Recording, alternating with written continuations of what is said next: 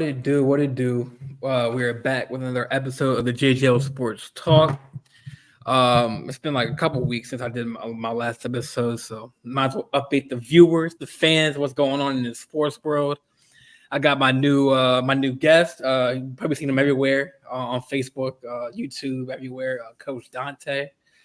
Diehard, passionate sports fan. He can do play-by-plays. He can do women's play-by-plays. He can do, training camp intel, training camp this, that. He can do. He's everywhere. Like one day, Coach will be on ESPN one of these days, man, nationally. So, how you doing, Coach?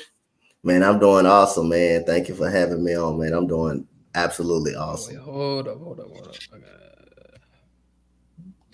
Oh man. This is bad. He only did the two. I can't do the because he only. Okay. All right. I need to tell Wayne to do the 3-person overlay.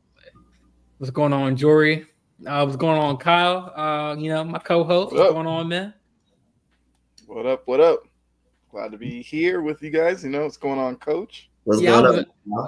To be honest, I thought you weren't going to make it because I knew you had the new job in Amazon. So I didn't know if you're going to be making what your schedule is. I'm good. Have a new job, man. It's a job. Yeah. well, I mean, that's all I can say, man. It's a job. He's making that bread, right? It's all that matters. Exactly. Yeah. But let's get to the first topic, man. I wanted to have the football overlay. He might have sent me through 3-person overlay, but I have to check. But so let's get into the first topic of the day in NFL. So the topic: should coaches? So it's preseason. We're going to be week 3 of the preseason. We've seen rookies play like Zay Flowers, Jackson Smith. Boy, now he has a wrist injury now. DTR on the Browns, the rookie quarterback. So the topic is: should coaches play their top NFL rookies knowing there's risk of injury? And if so, should they play all 3 games or like spurts, different drives? Because obviously, it will be a detrimental to the Texans if like Will Anderson gets hurt, on a play. We've seen basketball plays where, it's non-contact injury. It could be, the turf or the grass, or, So, like, if you're a coach, you're like a part of the front office. Do you risk putting your player out, like that, risking injury? Obviously, that they want to get the shine because obviously preseason they make cuts and stuff. So it's kind of like you're walking that line of injury and that players playing time. So I guess I'll start with Coach on this one, and then we'll go Kyle.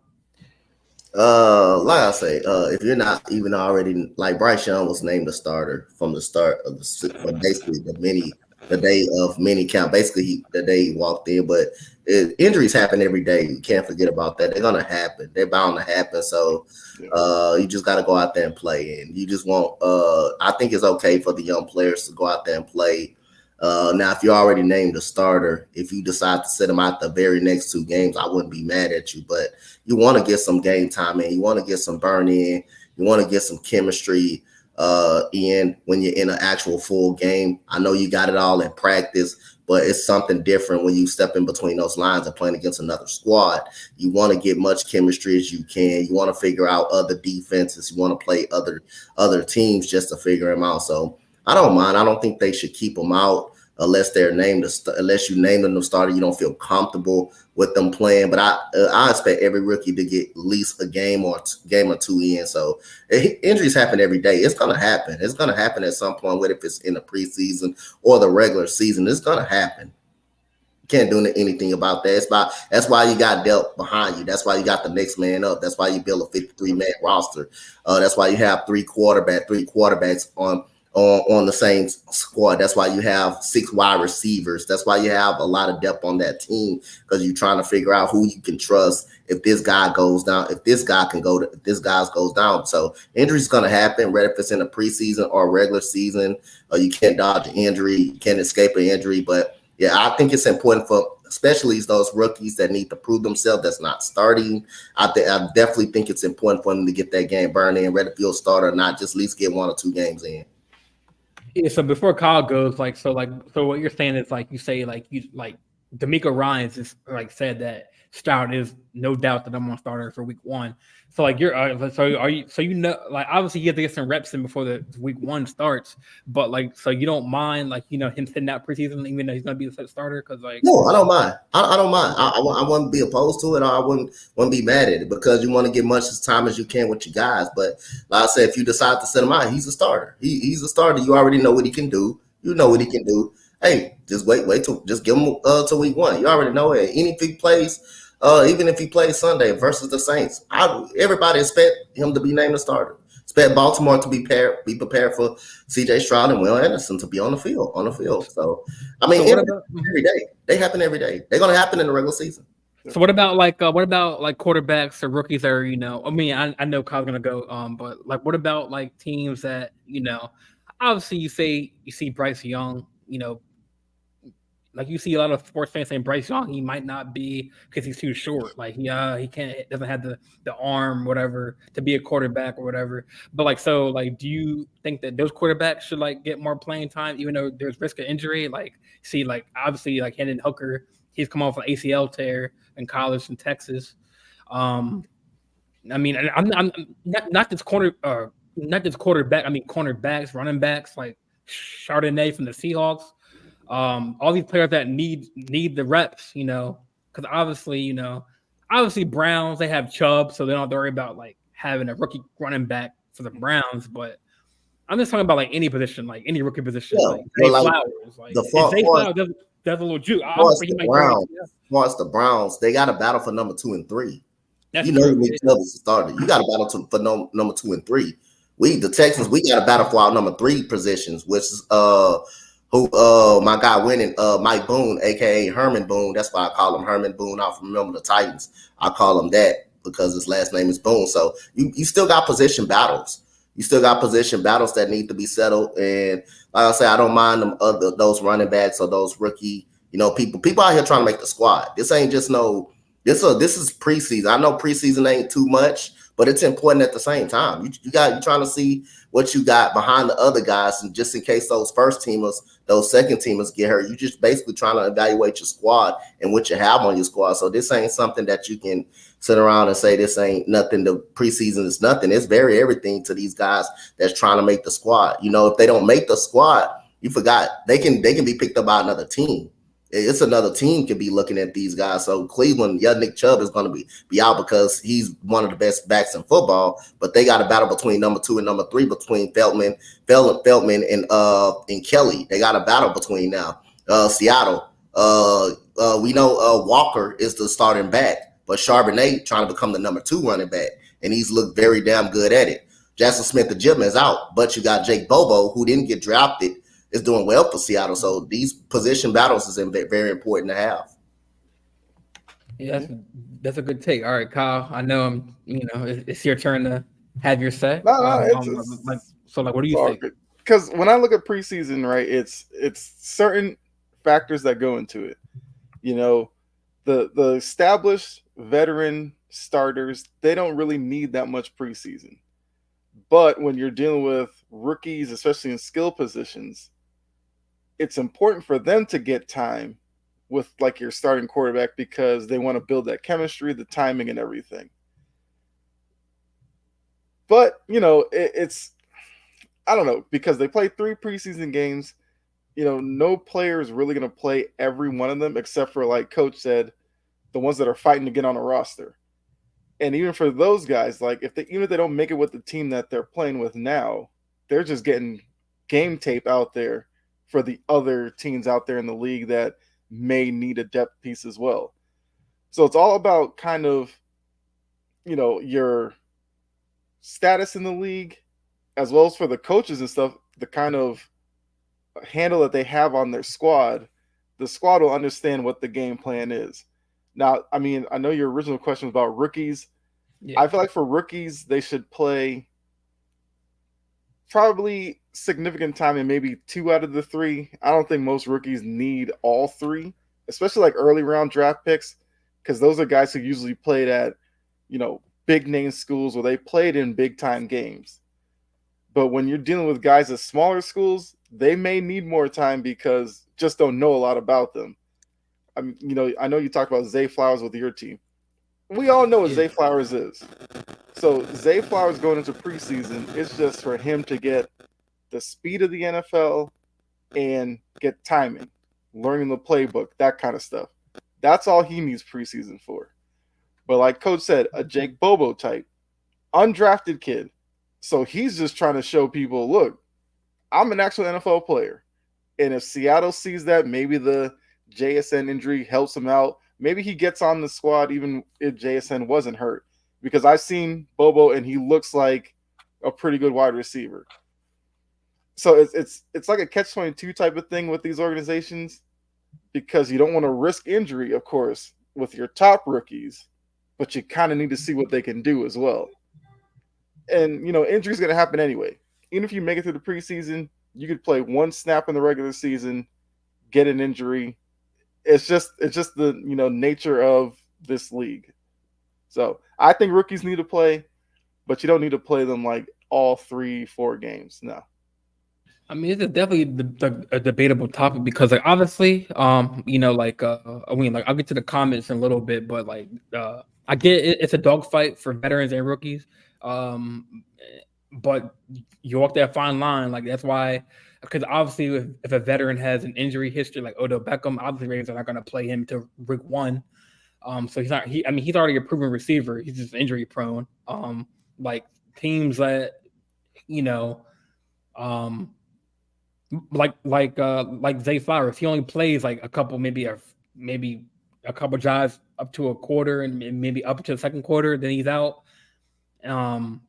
So I get it's a dogfight preseason. I mean, I know it used to be 4 games, they cut the games down to 3 games, and then I think they use that bye week to make their the cuts. But so get to the comments. The Zay Flowers situation is also different because the wide receiver position in Baltimore, there's an opening there.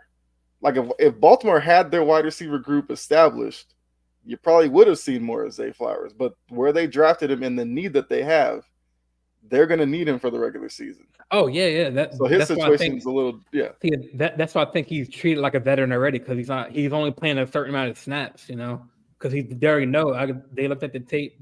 They know what he's about. Obviously, he's a rookie. He needs to get the reps, get the practice in. But yeah, I mean, you're right. Baltimore's, you got Odell Beckham, Bateman come off injury. He's going to be healthy. Duvernay, he probably special teams. Then you got the young guys. That's probably the key there. That Duvernay is probably going to be more of a special teams guy. Yeah. And then they have like Demas Jr. I mean, they got some. He's another rookie. Probably gonna be a special teams guy. Probably gonna be like a punt returner or a kick returner. Yeah. But yeah. So Jory said hi. What's up, Jory? Ty said. So I found it on StreamYard that when you're doing a podcast or a stream, I think on StreamYard you have to have a link in your description, and they can approve of they'll hit a link and they can approve to request to have their name shown. I thought I did that, but and by the way, if you see the referral on Facebook, if you have a podcast, want to be on StreamYard, definitely hit that link, and then you can get started. Pretty simple, you know what I'm saying? Just hit that link in the description. You also just to bring this in for one, you also got special teams. People can make it on special teams. Look at Matthew Slater for the Kyle Patriots. He's been a special team all his career, and he's been damn good at it. So that's another way you can impress the coaches. If you're a receiver, been playing receiver all your life, but your coaches don't see you like that, they see you as more of a special team, and that's another way you can make the team. So every position is very important, including whether if it's on special teams, punt return, you can make the team at that point. So I think Matthew Slater is a very great example of, you can make the team a variety of ways. If you can't make it as a corner, you can make it as a special team, or special teams is very important. Oh yeah, that's no doubt. Like even a halfback can play. Especially like we got that dude Keaton Mitchell on the Ravens. He might be a backup, very, very backup, like halfback. Like Dobbins, Gus Edwards there. Now I got Melvin Gordon. He might be a special teams guy. Keaton Mitchell, the rookie, he might be a special teams guy. So maybe he might not get the running back. Mitchell will see some time with those three ahead of him. You think those so? Three will never stay healthy together. Well, I mean, we'll see. We'll see this, But I'm saying special team. If the room is so jam packed at the running back room, they can go to special teams. That's why I think running backs are so important in this league, because they can do anything. Running back, they can play receiver, they can play fullback if they wanted to. I mean, like a Derrick Henry type as halfback. Put him at the halfback or fullback position, because this is kind of like slowly dwindling. So yeah, I mean, I think that it's definitely a dogfight. I ain't going, and I'll get to the Ravens preseason win streak, because I know some might think it's not a big deal, but I saw what Harbaugh said, and I'm gonna get to it.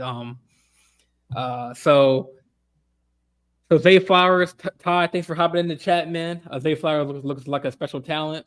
He does, man. It's preseason though. I'm not, but I know what he's about. I think Big Mo said, "What's up, guys?" Jory in the comments again. These are rookies that are starting that are going to play this year. They need those snaps in preseason to get the rhythm, timing, and etc. together. That comes practice time too to get that down. But obviously, the game reps do count. Yeah, Mo. When I said that about Bryce, I think I'm saying like the whole general of like the aspect of what people say about Bryce, like, oh, he's too short, he can't. They said the same thing about Colin Murray, like coming to the league, because they measured at the same measurements basically at the draft combine. But yeah, I mean, yeah, Bryce, don't sleep on Bryce Young. He'll get better over the course of the season. He said, "What's up, guys? What's going on, Key?" What's up? Jory said, like, we've seen the volumes of veterans playing because of new systems and everything, but it's about depth, evaluation, the little details. Now is the time to fine-tune little details. Mo said again, a preseason is a dogfight for older vets trying to continue their careers and rookies trying to make a roster. I think this is a coach again. Spot on, coach. So many guys have made careers out of being long snappers, kickoff returner, or punt returner. Mm-hmm. Like for instance, Devin Hester. He's a receiver, special teams guy, was probably the best. I'd say hands down, probably the best like kick returner in league history, I think, and that's debatable. I mean, you're shaking your head like it's not. I'd say Dion, but Hester is a close number 2. And then Melvin Gordon in the mess. I say that smirk, man. I always want to get your 2 cents. I like Devin Hester, but I would take Dion back there over him. Gotcha. And then Melvin Gordon can't keep the ball off the ground. Yeah. That's the comments. Kept up with the comments. So let's go. I mean, you know what? I might as well talk about the whole Ravens, because I didn't have them on the topics. So I know the Commanders snapped the Ravens like 25 preseason game win streak. They go Commanders. They last lost in 2015. They last lost in 2015. I don't know to what team. I forget.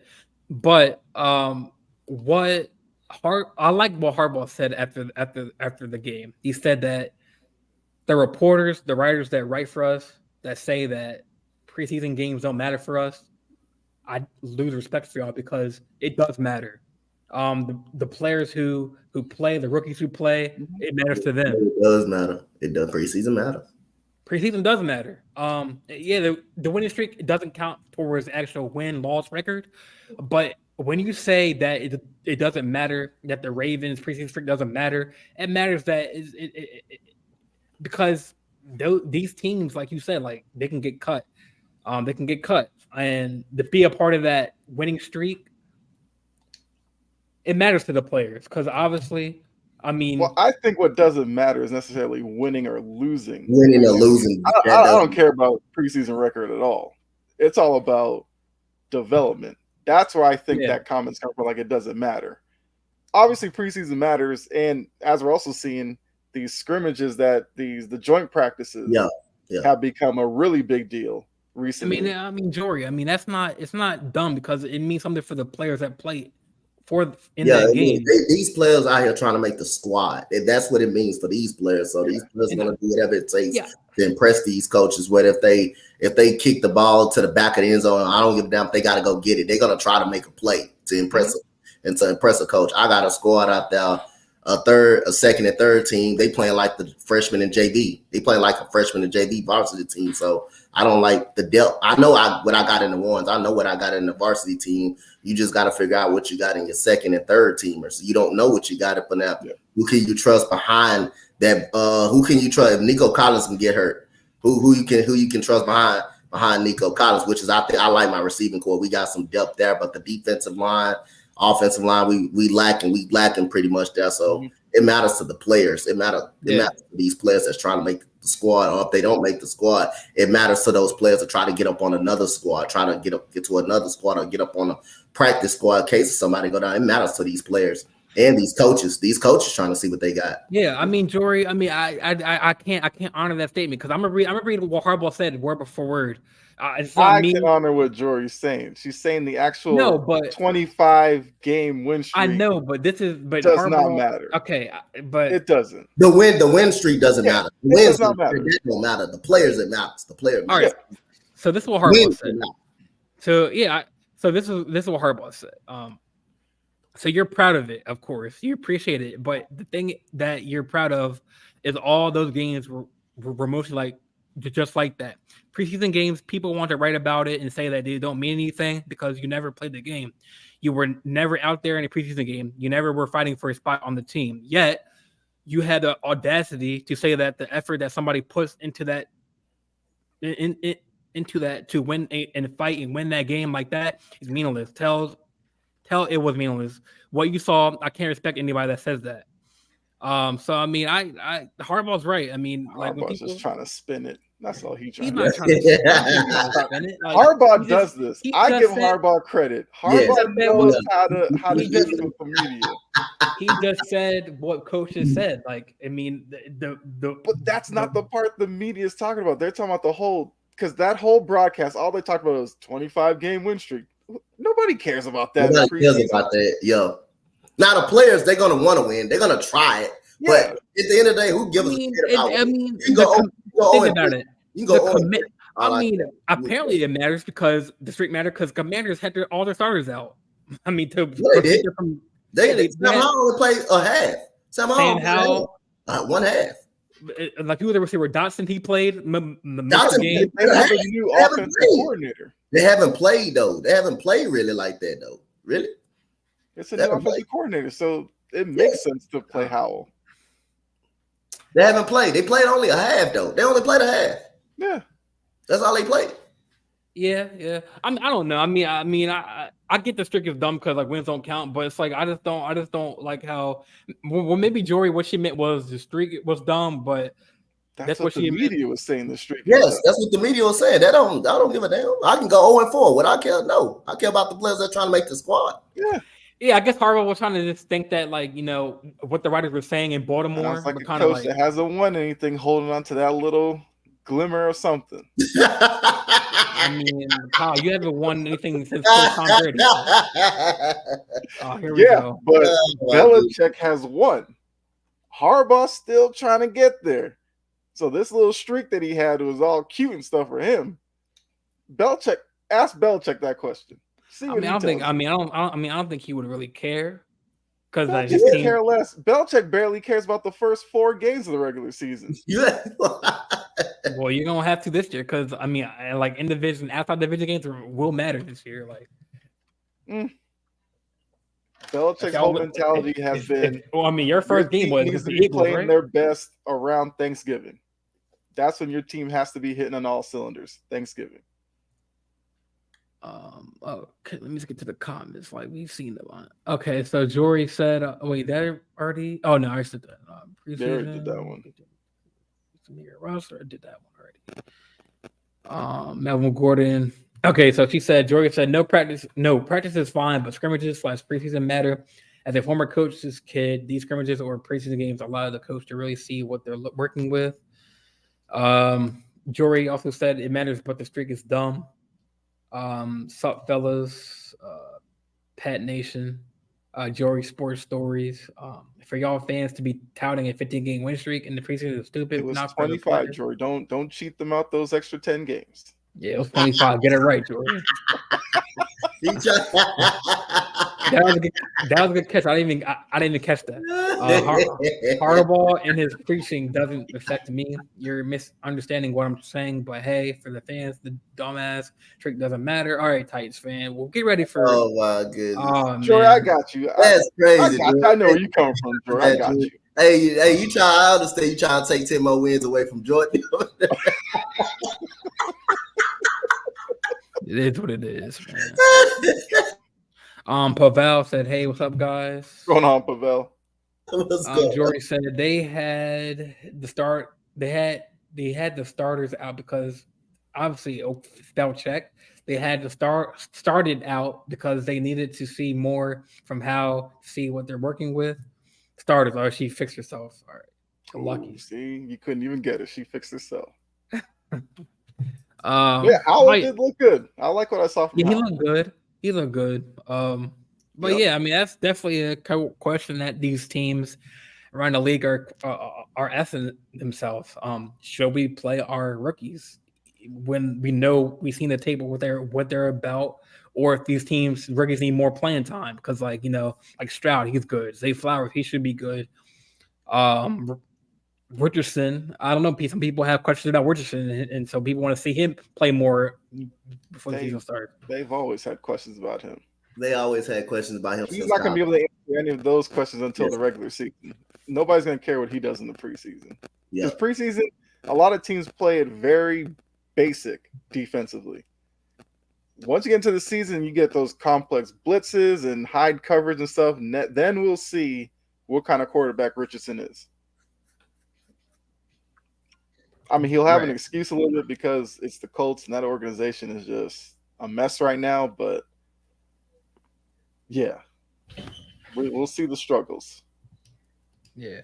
All right. Next, I guess we can segue to the next topic. Speaking about rookies, which rookies will perform better for their first season? Out of Zay Flowers, Richardson, Jackson Smith, Stroud, Will Anderson. What I guess you can say, we might as well, twist the topic and be like, who's offensive player of the year or rookie of the year? Like, who's going to outshine one another? Because it's very talented this year's. You got Stroud, Zay Flowers. It's going to be a good race.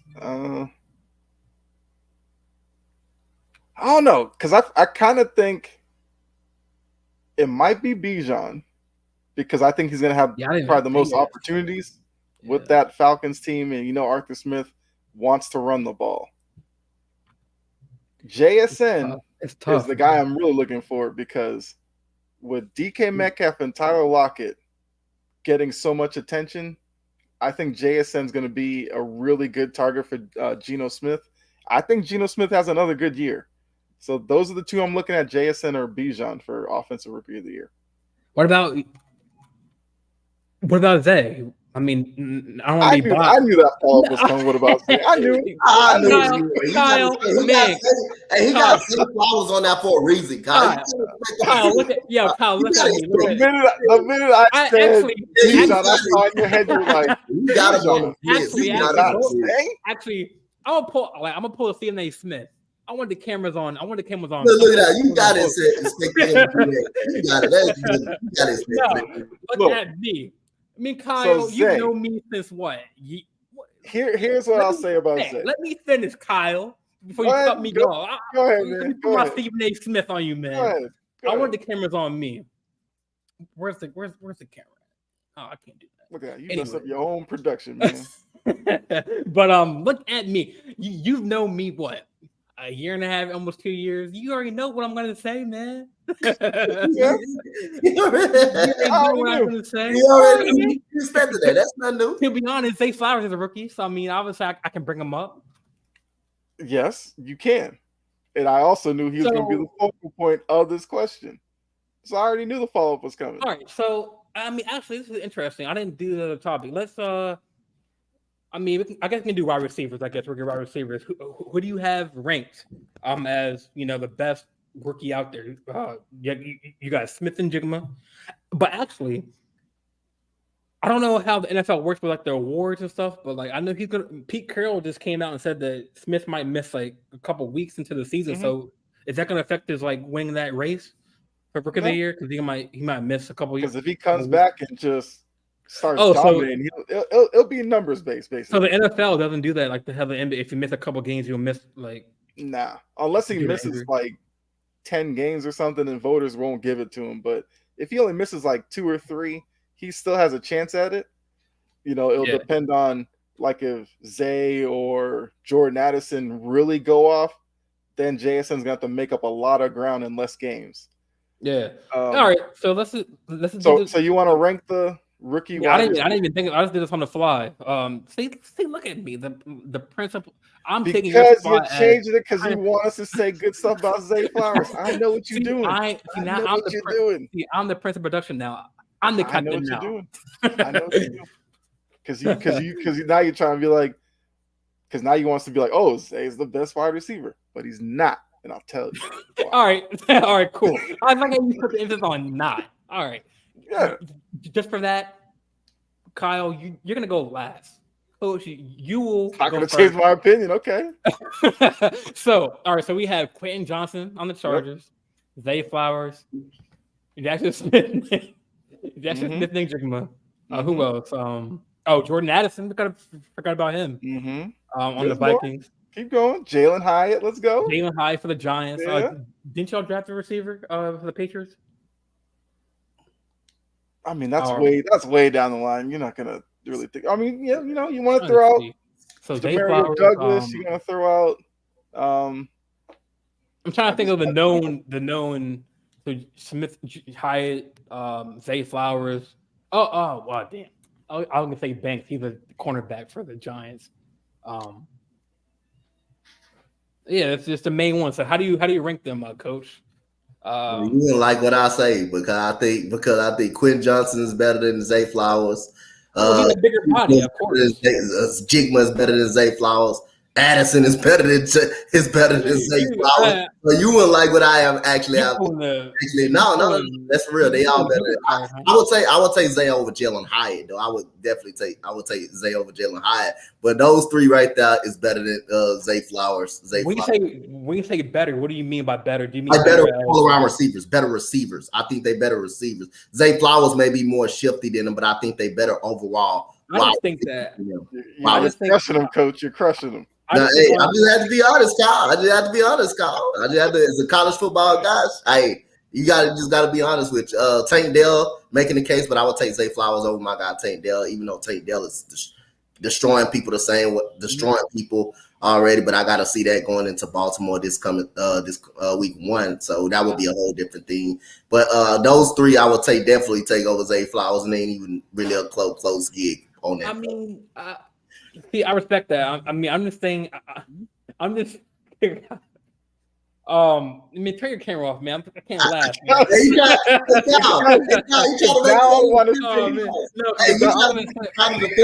trying to buy some time to defend Zay Flowers. That's what he's trying to do. No, I'm not trying to defend because, like, I mean, obviously, yes, it's preseason. Yeah. We've seen a couple plays from Zay Flowers, and I think that with the rate, like, if I say the word if again, but when Bateman stays healthy.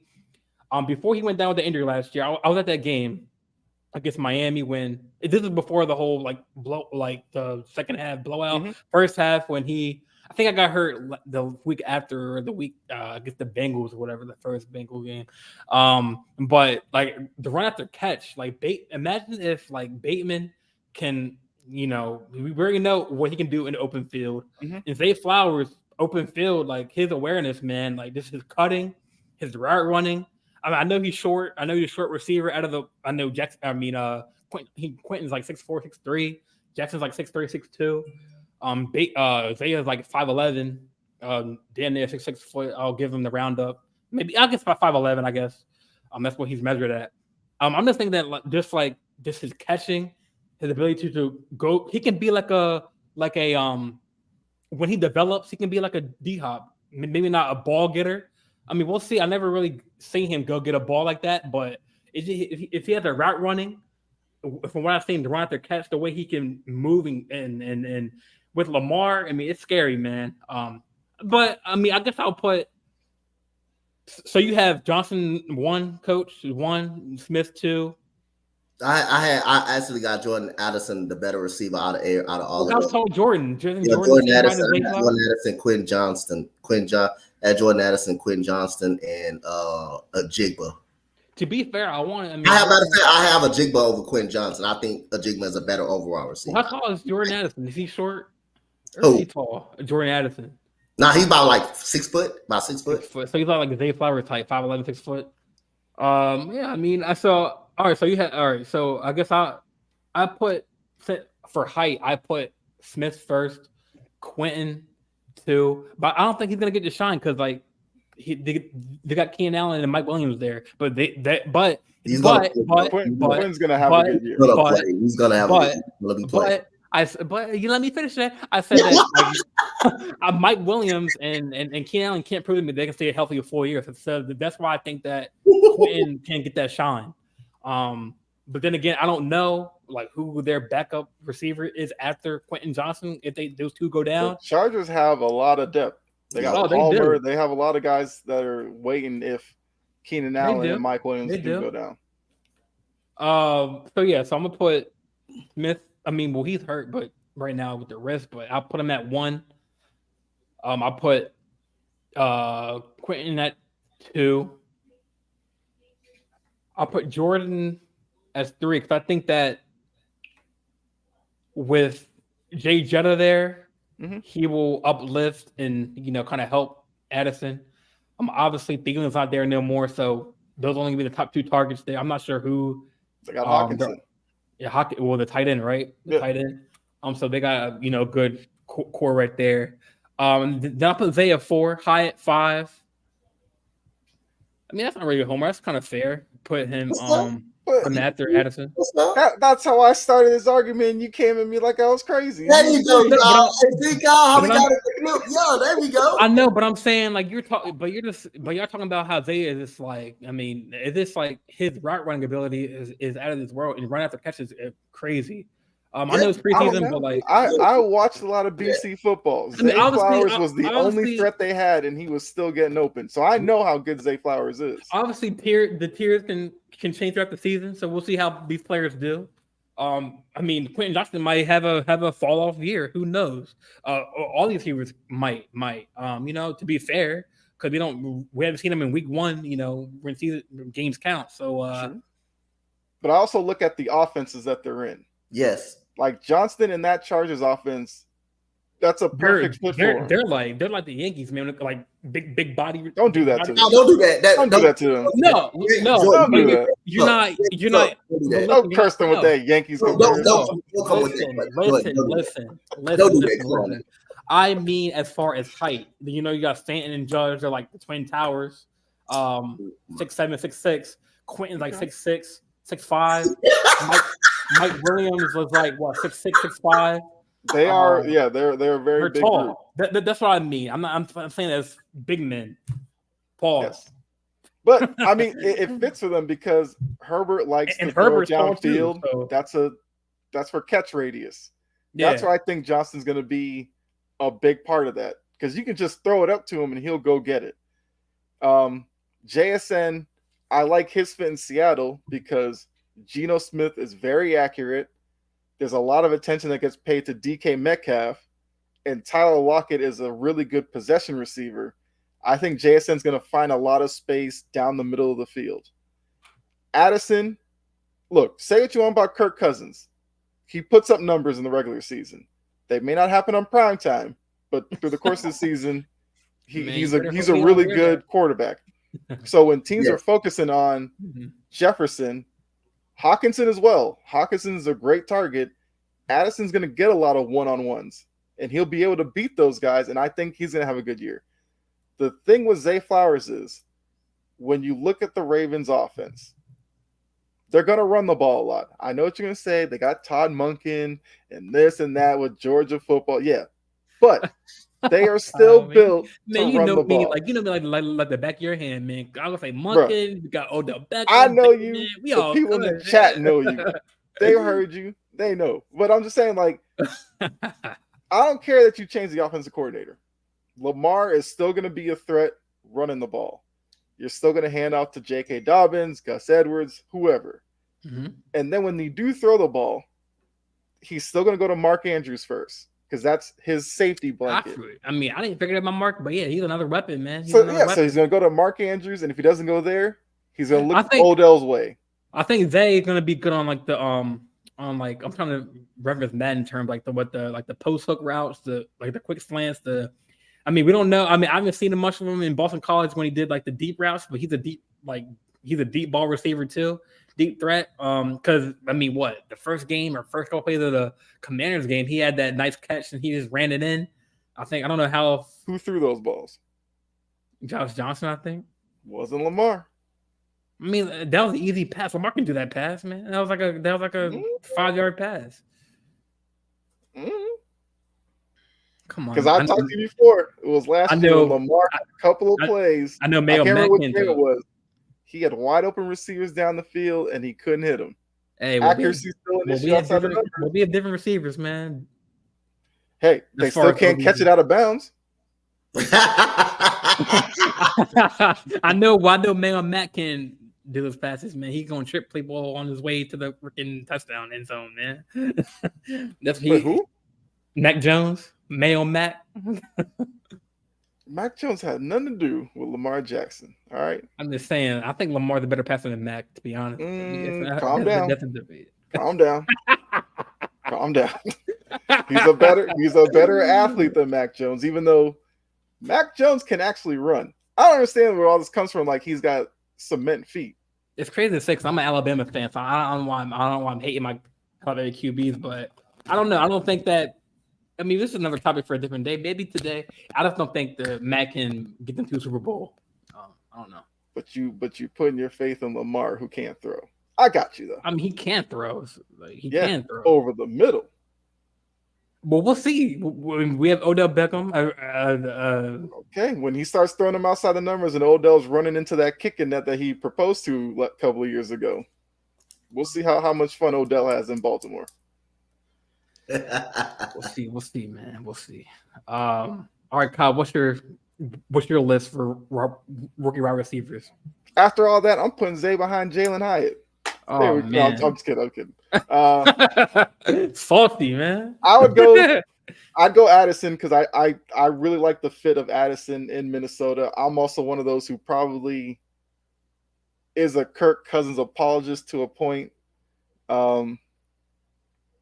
I love the JSN with Geno Smith pairing. So I think JSN's going to be 2. I think Johnston, I think he's going to have a monster year with the Chargers. I just see a lot of deep throws, him going up, catching it. I see him as a really big red zone threat on those jump balls. So I think he's going to have a good year. I would kind of agree with, both of you. I have Zay as the 4th best. And I still think that Zay is a really good wide receiver. It's just that between Andrews, Odell, I think the target's going to be a little bit limited to Zay. Now, we also know that Odell hasn't really made it through a full season in quite a while. So in those weeks when Odell isn't on the field, I think that's when you'll probably see Zay have his bigger production games. And then after that, you could throw anybody out there. But I do think Hyatt will be a good target for Daniel Jones. He just hasn't had any to begin with. So anybody's going to be better than what he's had. So I think Jalen Hyatt will have a pretty good year with the Giants as well. I mean, I'm really intrigued to see what Harbaugh does with outside the Bateman. I mean, we got Treadwell. He's kind of older. I'm curious to see like what he does with the wide receiver room outside of OBJ, Zay Flowers, Bateman, Duvernay. We probably would know he's going to be a special teams guy. But we got Demas Jr., a rookie, big body receiver. We got what's his name? Number 82, I think. He's a rookie. I'll tell you what he's gonna do with them. They're gonna run 2 tight ends, 2 running backs. I mean, we got Leakley. Leakley can be. I mean, dead ass. He can be a receiver, Leakley, if he wanted to. Yeah. I mean, because I think if think about it, if Harbaugh puts Leakley at the receiver, then you can have Andrews and Kohler, I think his name is. Number 88. So you putting 3 tight ends out there. Zay ain't playing at all then. No. Well, no, I'm saying they're still gonna have their full back with Ricard. No, because likely could. I mean, he could play tight end and wide receiver, like kind of like flip flop if he wanted to, because he has that catchability to be a receiver and right running to be a receiver. But yeah, he probably do a 2 tight end set and maybe I don't know, maybe put Kolar on like the second team or the practice squad. But yeah, I mean, I think that. But there's another receiver that was shown. He showed out like game 1. Hold on, I'm gonna look him up real quick. He's I think number 82. I think he's not. It's not Demas. Mm-hmm. It's another receiver. And all of those receivers that Baltimore got questions because of injury history. Mm-hmm. Odell Beckham, how well he recovers off his ACL injury when he's playing in the actual game. We already know Rashad Bateman haven't played a full season. I don't think he played a full season since I've seen him. So there's some questions about the receiving core. If there's some questions about him. So I forgot they had his name is Sean Ryan, the rookie. I think Tariq. Oh yeah, Tariq Black out of Texas. I'm curious to see what. Oh, and then we got James Prochet too, and then we got Shamar Bridges. He didn't really play that much yet from Fort Valley. Yeah. So Dante, I'm curious to see what they do with Dante. He's a Maryland player, playing at Maryland. 6'4". He's 6'4". He's a big body receiver, so maybe they keep him on the roster. I'm curious to see what Harbaugh does at that position outside of OBJ, Bateman, and Duvernay, and like the main receivers, because like they got some big body receivers, like rookies like Demas 6'4", Sean Ryan, I believe he's 6'1". Shamar, he's 6'4", another big body receiver, but he's probably not going to play. Really, he's gonna cut them all. Laquan Treadwell, 6'2". He's gonna keep like 8 running backs. You know how it is. But Monk is gonna have Baltimore running the Army wing T and all that. Yeah, I'm curious to see. I mean, Kyle Monkey said he's comfortable up in the box, not down on the field. He's more peaceful. They said Lamar. He also said Lamar is going to get more reins and more say with the offense. Like he's going to try to not have him use the wristband as much, like the coach's band as much. He's going to make him recognize, memorize plays. That's what Mahomes does. Sometimes he has like a little. You see Mahomes have this little wristband, but I was watching that show Quarterbacks. Like he actually took notes and stuff and watched teams and gameplay. So maybe we'll see what Lamar does and how he communicates more with the offense. So a lot of RPO. I mean, isn't that today's game now? I mean, don't the Eagles run RPO? Chiefs run RPO sometimes. Chiefs don't run the RPO. They run RPO sometimes, but they actually don't. They rarely do it. They rarely do it. Yeah, it's definitely turning into an RPO league. Yeah, it's just whether or not do you do more R or P. But Baltimore, it's gonna be more R. On the next topic, I was gonna do talk about the Eric Bieniemy, but the whole situation with that. But I might scratch that. The whole about him just streaking. You cutting Bieniemy from the topic list? No, right. I'm just saying that it's kind of old news. Fandom runs deep. No, it's a kind of old news about. Yeah, I know. I was just messing with you. It's kind of I think that like Ron Rivera said, like is like with him there as a coordinator, it's kind of like. I mean, I don't know. It's kind of confusing because he was saying how like the players are complaining about Bieniemy overworking the players, but Eric came out and said that, oh, this is how I am as a coordinator. I work my players. This is preseason practice. Cut times. So I mean, I guess real quick, I guess we'll go around the round table. Coach, how do you feel about the whole Eric Bieniemy, Ron Rivera? Because Ron Rivera is going to be out the door soon. Like I think Eric's going to take his spot as head coach. So Ron Rivera probably knows that oh shit, my job's on jeopardy. I'm on the hot seat. I mean, but obviously, the new ownership's coming in. But how do you feel about Eric saying he's working these players and it's football? To be honest, at the end of the day, it's. I mean, I don't want to be like. First of all, I want to say this: what have Ron Rivera won outside of going to the Super Bowl? What the hell has he won? Nothing. What has Eric Bieniemy won as an offensive coordinator? Walk your background again. What has Eric Bieniemy won as an offensive coordinator? I don't give a damn if Andy Reid would call the plays. He had some say so in those play calling as well. So Eric Bieniemy is a 2-time winning assistant coach, right? So he wants to win. Yep. And whatever he got to do to get the best out of his players, that's what he's going to do. But you're speaking about an organization that hasn't won anything in a while. And like I say, if he's not there to lay down and lose, he's not there he come in and changing the coach. You got a new ownership. You got Magic Johnson with a piece of the ownership. You're trying to set the tone. You're trying to win games. You see how happy that team was when they beat the Ravens the other night? You see how happy that owner was? You see how happy that owner was on that sideline? That's like a gift from joy for them. That's like his first win. Like, I mean, again, he's going to come in there. Of course, he's going to come in there and win. He won. He's been a part of a winning organization. So he's going to get the best of his players. He's going to be tough on the guys. He's going to be tough on the guy. The man not trying to sit back and be a part of a losing franchise that's been losing. You got to get that dark cat up out of that franchise. And I think Ron Rivera knows that his job is on the line if he has a losing season. He knows that. He knows he's going to get canned. He knows that. And he knows Eric Bieniemy is hot on this trail, so he's going to try to do whatever it takes to have a much winning season. But how do you do it? By having Eric Bieniemy on that team and coaching them guys up hard, whether if they like it or not. Yep. Yeah. Before calls, I want to catch up with the comments. So when we were talking about the rookies and stuff, Jory said Will Anderson is my vote, but she didn't know we were talking about offense. So she said offense. And she said, I mean, he's not a rookie. But John Mechie, he's on the Lions, right?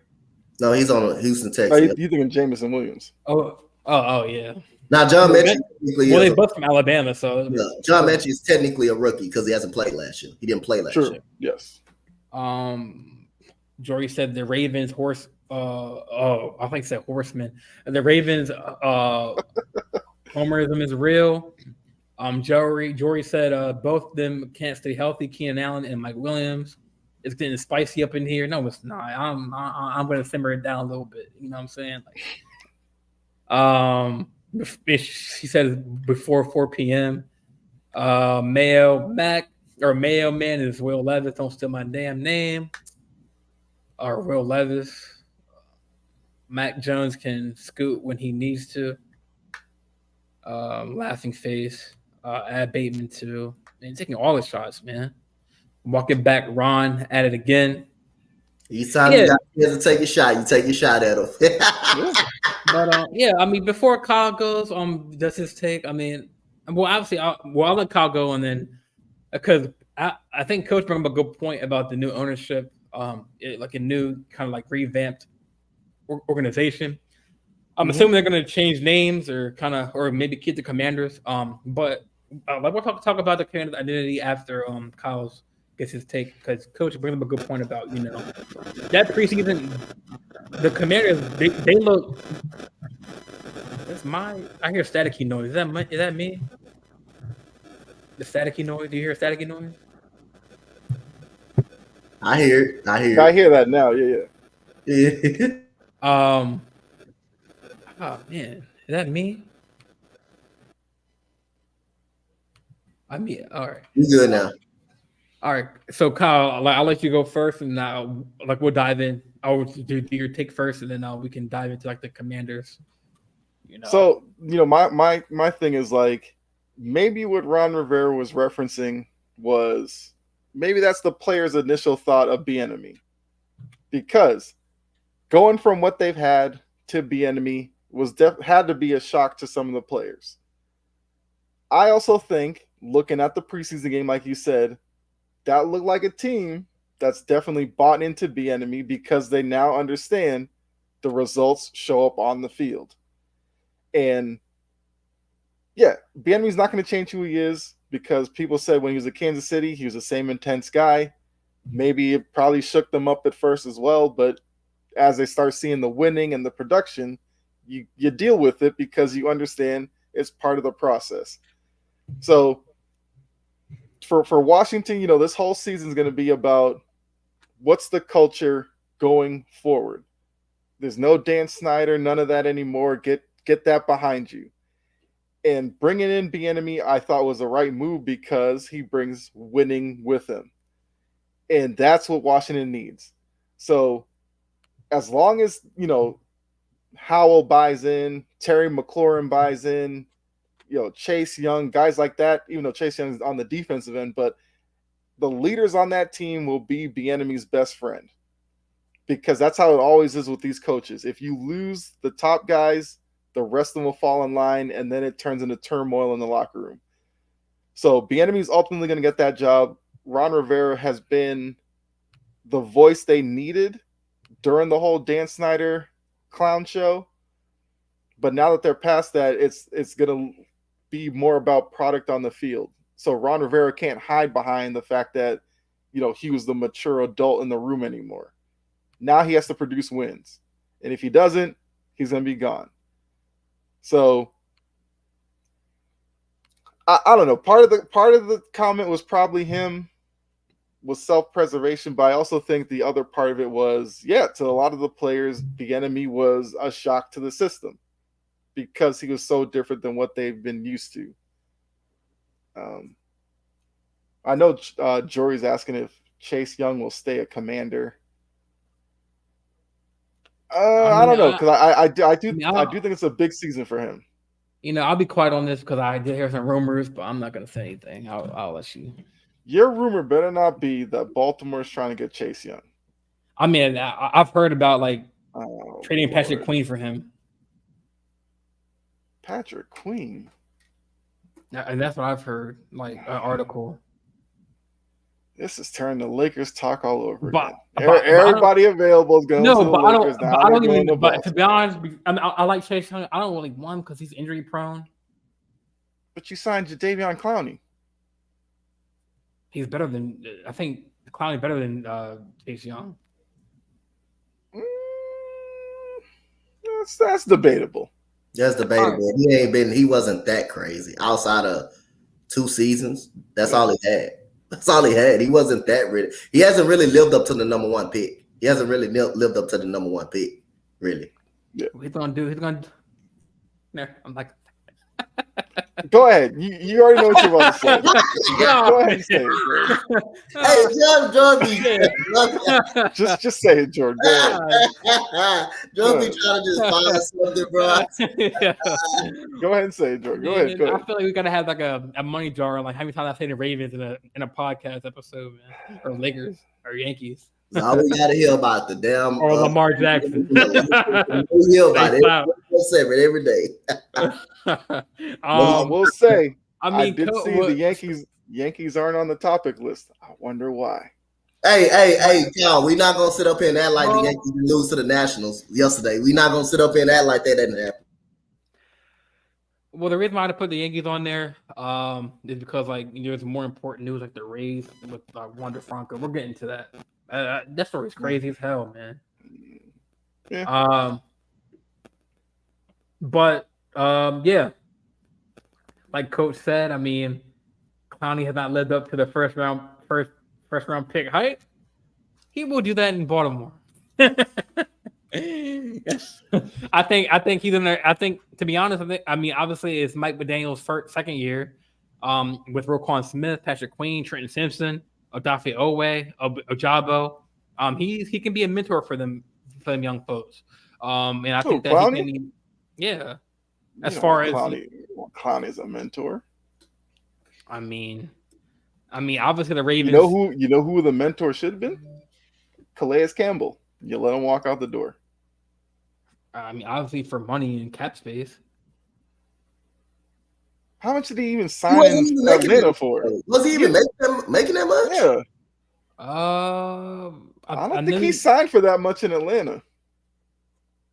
No, I'm saying for what he had on the Ravens. I don't know what his salary was at the time we signed him. I can look real quick. I know it wasn't that much money. He wasn't making that much. Yeah.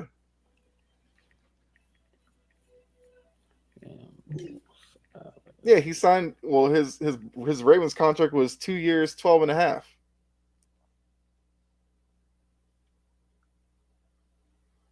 Yeah, that's 2 years, 12.5. And then what about what he signed on the Falcons? He signed a 1 year, $7 million deal. So it's up like what, $5 million? But now you're looking at Jadeveon Clowney as a mentor. Well, I'm not. I mean, I obviously not a fit man. I'm just saying that he can, like, he fit that Ravens defensive scheme. I think as a outside linebacker. Jordan brings up a good point. Clowney's had questions about work ethic. Is that something you necessarily want some of these guys seeing? I mean, to counteract that question, Jory. Here, I'll bring that up. So she said he showed us flashes before he got hurt. Jadeveon Clowney work ethic is a question. I mean, if his work ethic wasn't questioned, why would the Ravens sign him? And if they knew he wasn't healthy, why would they bring him on? And to counteract that, I get the Darby situation because, like, we signed him because of Marlon Humphrey. He's gonna be hurt for a couple of weeks. I get that for to hold him until he gets back. But I mean, the Ravens. Obviously, he visited. He talked to the front office, the coaches. It didn't like what they saw. They wouldn't have brought him on. If they knew, I mean, obviously, players have to go through a physical. If they know they're healthy, I mean, if he didn't pass a physical, we wouldn't have signed them. Yeah, but that's not work ethic. Work ethic is the day-to-day practice and all that. How much effort does he put into that? That's where there's been always questions about Clowney, which is why he hasn't stuck anywhere. He's been around the league now. Wait, he was Texas, Browns, and Ravens, right? He was in Seattle. He was in Seattle, Tennessee. Oh, I didn't. He's in Tennessee. Yeah, he's been I don't think around the league. Yeah, he's been around the league pretty much. I didn't know I thought he was. He only had 3 seasons when he had 9 sacks. He only had 3 seasons when he had 9 sacks, so he hasn't really lived up to that number 1 overall pick that we. And it goes back to, I think I don't have time to pull it up, but I know Wayne. It goes back to his comment about where teams put him as a DN or a left outside line. I think people underestimate his position.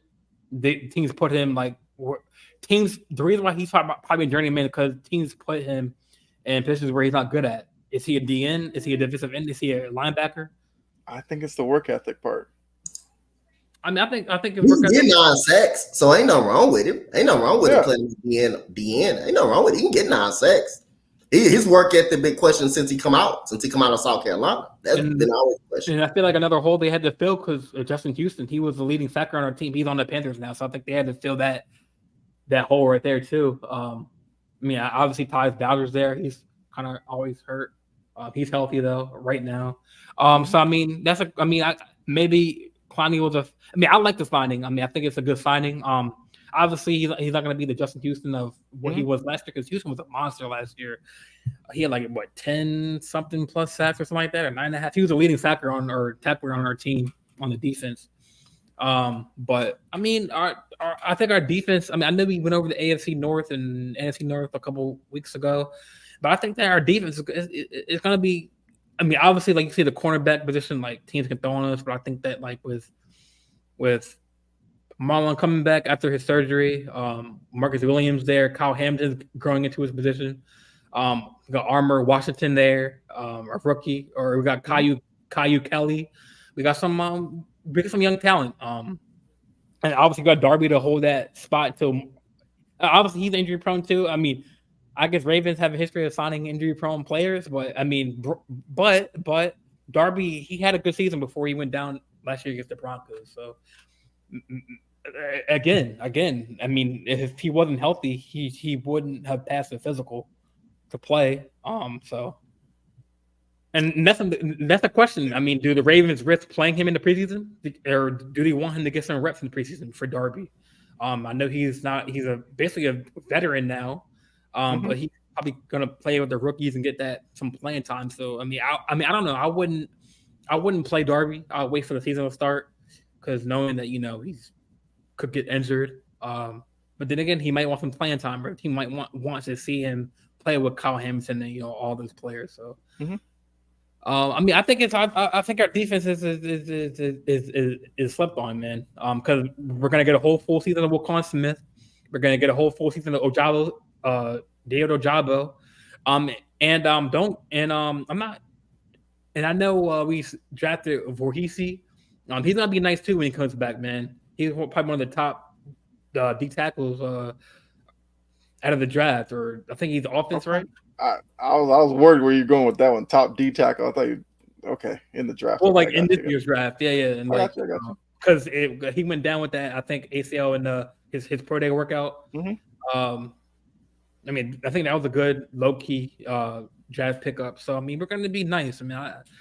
So you better hope, because in that division, the Browns will be able to air the ball out with Watson and those weapons. You already know about the Bengals. I mean, yeah, he's gonna air it out. I think Watson, but I don't think he's. I mean, with the ACL he had, I don't think he's a mobile quarterback, man. Okay, trust me. I'm warning you now. When Clowney he's gonna remind people. What the hell? Can I get a 30-second time? What the hell you just say, Jordan? You say you don't think he's mobile? Yeah. I mean, did you watch watching after the ACL injury? He was very much mobile. Very much. He still had the only thing that hurt him last year when he came back was he's a little bit heavy, which was understandable. He was heavy, he missed 2 years. Yes, he hasn't played. But he looks much better this year. I'm just saying. Be careful of the Browns. I mean, when Clowney and Ojabo are chase after him, I mean, I don't know. Can he escape? Yeah, okay. Clown's gonna take a couple of steps and he'll be like, you guys got it. Yeah, okay. Once you see that man halfway out of the, I mean, he's still mobile, but he's not as mobile as he was before the ACL. So but Watson also has an arm. That's the difference. That's why I tell you, man. Cleveland's gonna be good. You already know Cincinnati. And you see what Pickens is doing. Kenny Pickett's going to have some good passing numbers this year as well. Yeah, I mean, it's fair to say that the AFC North is going to be heavily talented. That those quarterbacks. I still have the Steelers 4th in that division, Browns 3rd, Ravens 1, Bengals 2, but they can flip flop. I mean, of course you have the Ravens 1. We know that. Well, I say 1 for now because who knows how many games Burrow's going to miss with that calf injury. But I read that he's been looking good and stuff. Burrow's going to be there week 1. Yeah, this is why I say just in case Burrow don't be there though, even though like Kyle said he thinks he will be there week 1. This is why I say quarterbacks is important, and people always seem to knock them when they have wide receivers, and because in the organization drafting well. Now, in cases he be out, the next quarterback behind him, if he can't get the ball to T. Higgins, Jamar Chase, and Tyler Boyd, that tells you the quarterback position is very important. I don't give a damn. I don't give a goddamn how much talent your offensive is. If you have a Joe Mixon, you can have Superman a part of that. If you don't have a quarterback, elite quarterback that can get the ball to those receivers, that won't matter. Nothing won't really matter, and that takes a toll. Now, can you win without an elite quarterback? Yes. Your defense got to be flawless. Your defense got to be very good. Just think about Trent Dilfer was able to win. He was able to win why? Because of great defense. Peyton Manning, his last year, win because of a defense. Joe Burrow doesn't have that great defense. They not world beaters on defense. They do enough, but you're gonna need Joe Burrow in that lineup for them to win the Super Bowl, for them to win. The Kansas City Chiefs, they don't have elite defense. The Eagles don't have an elite defense. They have great quarterbacks. They have great quarterback play. So if you don't have a great quarterback, I don't care how good your receiving core is and how good the offense is, it probably won't work. It won't work. So they're gonna definitely need Joe Burrow. I'm just saying, people seem to knock the equation because this guy got this. This guy, Joe Burrow, got what would he be without T. Higgins? What would he be without Jamar Chase? What this offense will be without Joe Burrow? We don't know. That's a good point. I mean, I wonder if Mahomes goes down, who's their backup? Like, who's Hurts backup? You know what I'm saying? Like, we don't know these. You know what I'm saying? We don't know. We don't know how it look.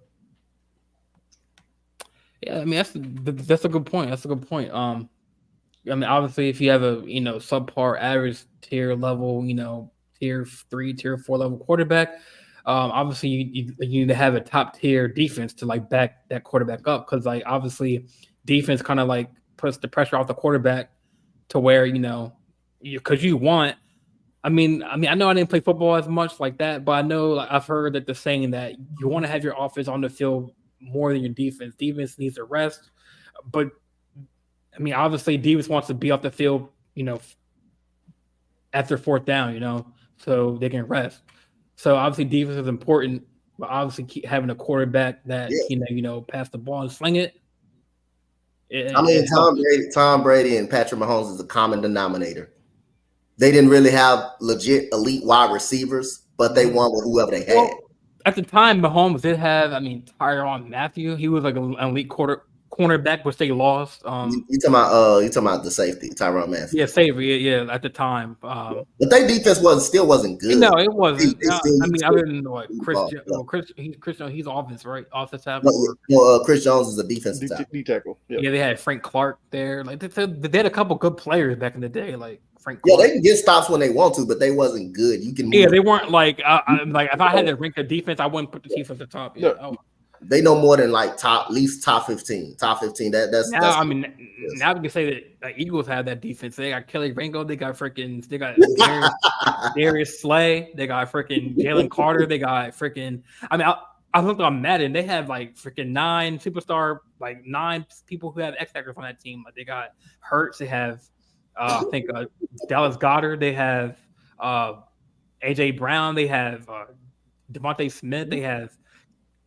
Eagles are a problem. Carter, Nolan. Yeah, Nolan Smith, who's man. Nolan Smith, he's gonna be a problem. Nolan Smith. Yeah, he got drafted to the Eagles. Yeah. I mean, to be honest, like a funny thing, I'm doing a Madden league.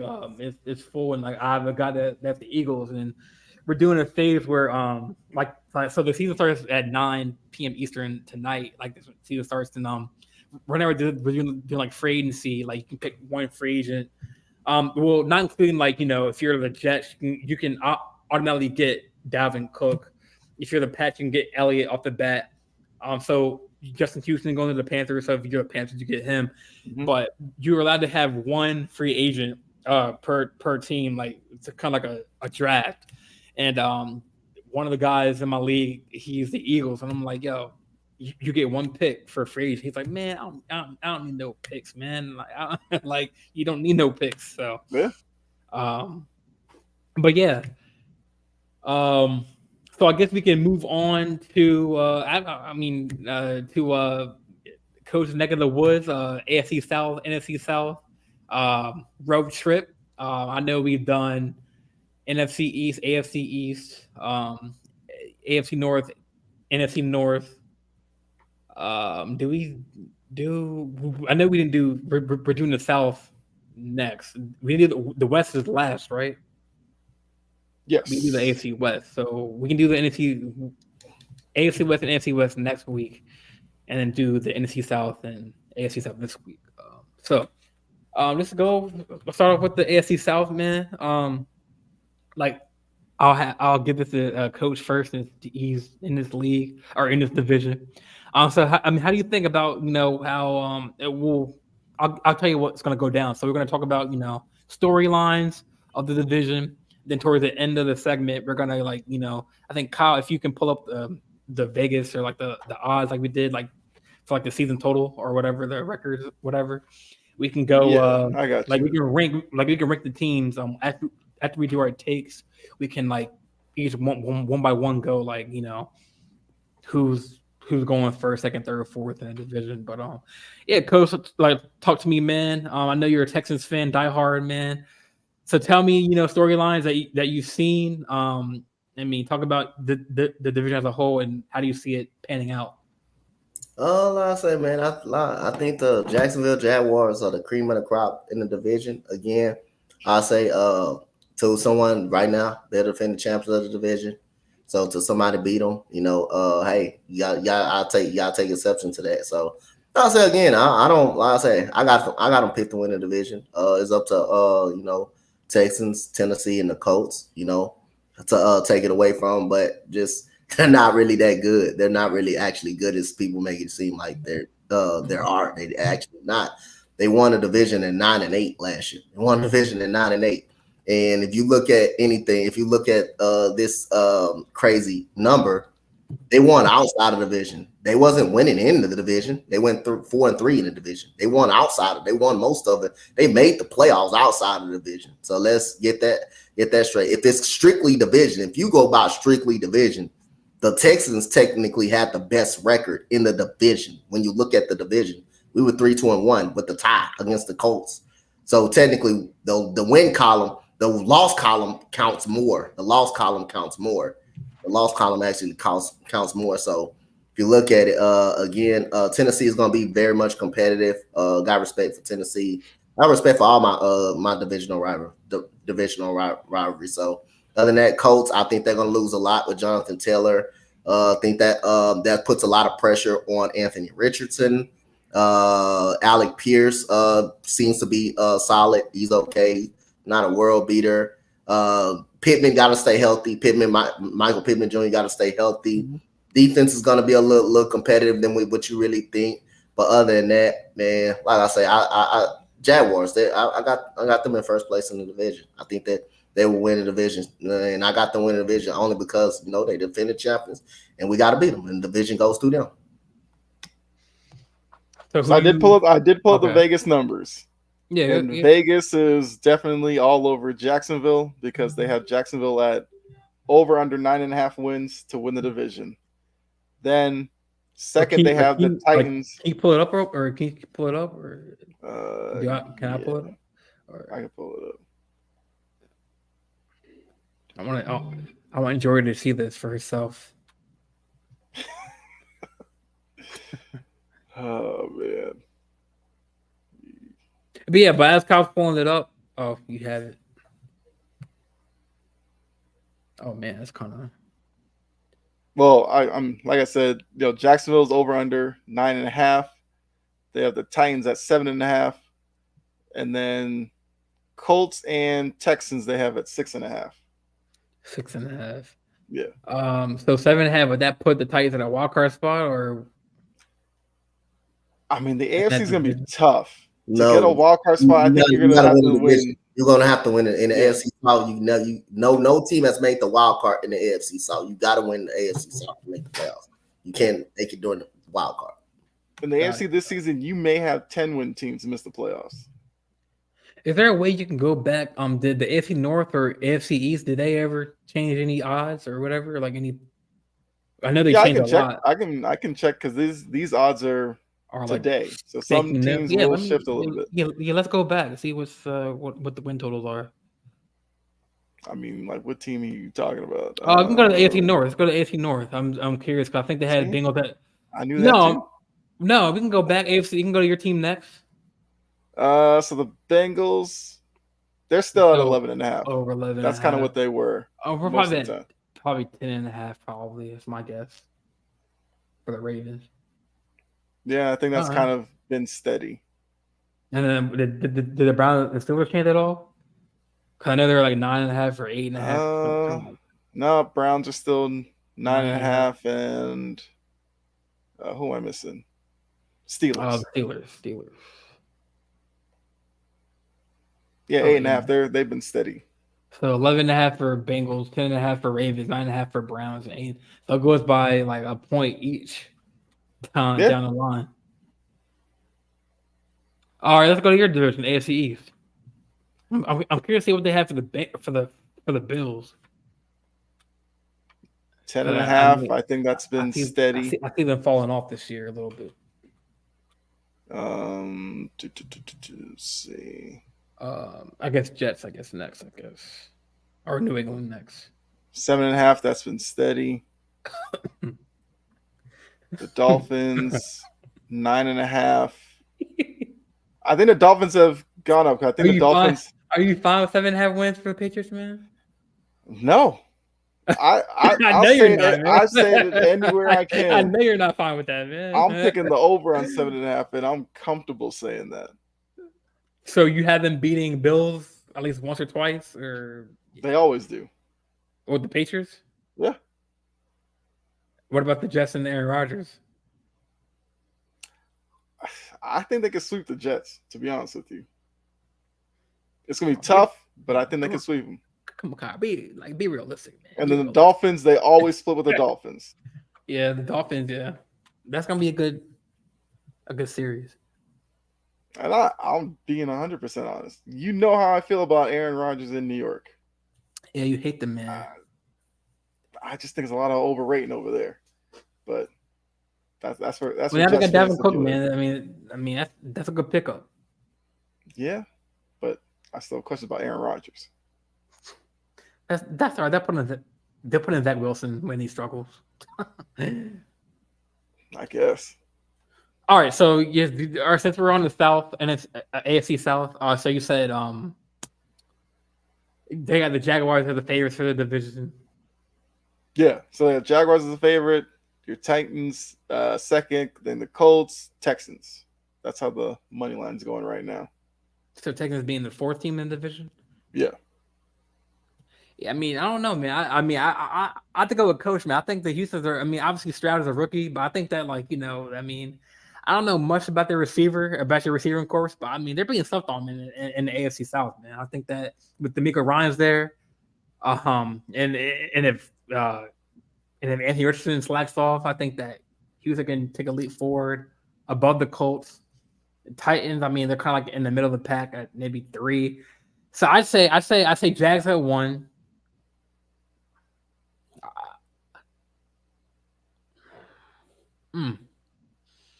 Tough. Jags at 1. Get him, Jory. He's hesitating. Get him. I don't know. I can't sleep. I mean, people are sleeping on the Texans, man. I want to say they're number 2. I mean, I'll put a number 2. Titans 3 and Colts 4. That's fair. Middle of the pack. I say middle of the pack for the Titans. Just because the D-Hop move. So if you have the Titans third in the division, how many games they winning? Well, you said they're like 7.5 wins. Yeah. I have to look at the schedule. I can pull that up. Yeah, it's good. Let's see. I can't. Yeah, I just got it.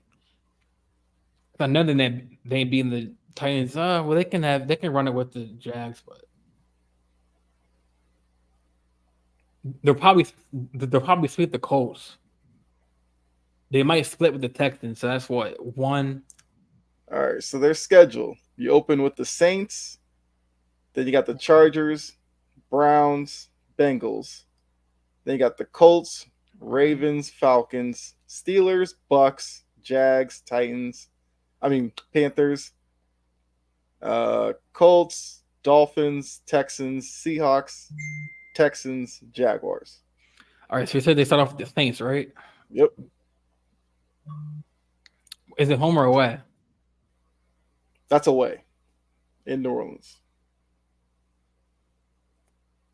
So in New Orleans, and then they're home for the Chargers. Go to Cleveland. Kamara's out for a couple games, right? For like 3 games. Yeah, they got Jamal Williams. I think Saints. They have Kendra Miller. I think they'll be fine. I think Saints take that game, but like close game, by like a field goal. So I take the Saints in that game. I mean, we can go down. I mean, do y'all agree? Disagree? No, I agree. I think the Saints defense legit. Yeah, they signed Cam Jordan, they got elite defense. They legit. Lattimore. All right, so week 2 is Chargers, right? Yeah. Yes. That's an L. That's in Tennessee. Okay. Mm. So you got the Browns in Cleveland week 3. I think Titans win that game. I think they win that game. That's their first win. All right. Bengals So then are we got the Bengals in Tennessee. Bengals are gonna win. Okay. Then I you think the Titans steal it. I think the Titans steal it in Tennessee. Okay. I mean, all these games I'm saying that the Bengals are Titans are gonna lose their close games. It's not like they're not gonna be out of it. This is gonna come down to a field goal or two. I got Titans 2-2. I think we both got them 2. I think we could put 2-2 because you gave them a loss against the B. You got them 1-3 right now. I got them 2-2. I got Saints. Well, Saints, that's a loss. Yeah, because Jordan, you have them losing to the Saints, Chargers, and Bengals. So 1-3. Yeah. I have them winning. So I have them 2-3. I have them beating the Colts. Okay. They're gonna beat the Colts. Yeah. I got them 3-2. And then obviously the Ravens game. We know how you feel, Jordan. We know they're gonna lose to the Ravens in London. Hold on, in London. Yeah. I'm gonna give them a win. I'm gonna give them a win. Okay. I got them 4-2. So now you got the Falcons. Oh man, a tough one. Where's that? Where the Falcon game at? That's in Tennessee. They gonna win. I'll give them a win. 5-2. I'll give them a win. Falcons on the road is rough to watch sometimes. I don't know why they're like that, but yeah, they're not a really good road team. Then you have the Steelers in Pittsburgh. I'm gonna give the Steelers a win. Yeah, I'm gonna give Pittsburgh a win in that game. Okay. They should beat the Bucks, so I'm gonna give Titans a win. Okay. I'm gonna get the Jaguars a win. I'm gonna get the Jaguars the first. The Jaguars are gonna beat them. Okay. Yeah. I got them 5-4. I have Jaguars sweeping the Titans. No, I think Titans will split with them. Okay. And then you got the Panthers in Tennessee. Titans should win that game. I got the Titans. I got the Titans sweeping the Colts. Okay. And then you got yeah. I mean, I want to give one win to Richardson in the division. Make it interesting. I would say sweep the Colts. I'll say sweep the Colts. I got the Titans sweeping. Yeah, you got the Dolphins in Miami. Miami's gonna whoop them. I got them a loss. Okay. Then you got the Texans in Tennessee. They're gonna beat us the first time. I got them winning the first time. All right. For me the Texans. So I have them what right now? I got them at 6-5. I got Tennessee at 6-5. So I have Saints to win. That's 0-1. The second game, what was the Chargers? I got them at 7-5. I think I got Tennessee. No, what I'm saying for me. Okay. Yeah, so you've done 12 games. You have them beating Cleveland. The Colts. Twice. So that's 2 wins. I guess that'd be 3 with the Browns game. You have to beat the Falcons 4. Beating the Bucks 5. Being the Panthers, that's 6 wins. Mm-hmm. So far. So you have them at 6 wins. 6 wins. All right. Right. So I got you have them 6-6. Coach has them at 7-5. Okay, all right, 6-6. All right. Then you got the Miami game. You might be gonna beat them. I got them as a loss. I got that as a loss. Okay. So 6-7. 6-7, 7-6. Then you got the Texans. I already said they were gonna beat us that first time. So mine's a 7-5. Mine's a 7-5 still. Yeah, because we already went through those games. I think the Western Tennessee split. Okay. Then we win that second game at home. So that's 7-6 for me. So the Seahawks. Seahawks in Tennessee. That's a loss. That's a loss. Seahawks win. I'm gonna give it to them. 8-6. I'm gonna give it to them. Then we got the second game with the Texans. So the Texans, for me, the first game, I had the Texans win that game. I got us. That's the game I got us actually splitting with them. And then you end up the Jags. So for me, the first game with the Jags. I got them split with the Jags. So for me, for the first Texans game, I have them splitting. So Titans winning the first game, and then Texans winning the second game. I mean, it kind of sounds like you guys are like 8-9 wins with Tennessee. Seahawks. I am. I got them 8 to anywhere between 8 to 9. I think. Seahawks is a loss for me. They're gonna win against the Titans, and then I think Jack's gonna sweep the Titans. So yeah, you guys have them like I said, like 8-9 wins. 7, 8. Yeah. Yeah, I think Jordan had 7, but still in that 8 to 9 area. I mean, I don't know. I'm trying to see if I think any differently on any of these games. Saints will be interesting. That's kind of a toss-up. Chargers. I know Jory's in the comments. Yeah, she said you're getting disrespectful. You're being disrespectful. I don't give two shits. I mean, I'm just saying my honest opinion. Steelers, Bucks. How am I being disrespectful, Jory? I'm just being honest. Hey, Jory, don't come at me. He got y'all at 7. I got y'all 8-9. 8-9 wins. I mean, Vegas honest 7.5. I would take the over on that. Yeah, I got the over. I actually got him over 7. Yeah. So you're the only one that has them under, which you have them right under at 7. I mean, I feel like if they hit the under, that would tell me Tannehill struggled, and they probably had to turn to Will Levis too soon. That's the only way I could see them being 7 wins. If Tannehill plays this schedule, I think 8 is an easy. Yeah, okay, let's see. All right, if Tannehill, maybe I'll give him. If Tannehill is there and they don't do a quarterback switch, I have him winning maybe 1+ game. Don't change. Don't you gotta stick to that. You gotta stick to that, Jordan. No. To be honest, no. I mean, that's a real factor because if he's in there Tannehill's all season, then I have faith because he's the starting quarterback. I mean, now if they put like Will Levis in or like Malik Willis, and they might. I was saying if those two are in it, then yeah, the schedule's kind of gonna get away from him. But with Tannehill, like. The Saints game. Damn, Jory. Okay. 10 wins, that's crazy. I mean, is there a path to 10 wins? Possible? You'd have to look at like the Jaguars ain't good, bro. It's very possible. Like I'm gonna say this for the history of the NFC South, AFC South. I don't think a team has won it twice outside of Tennessee. Other than that, I don't think a team. So it's very possible. It's very possible. So. Just because the division ain't really as good, and the Jaguars ain't no world beaters. I mean, they finished 9-8. They only made the playoffs at 9-8. They weren't really good.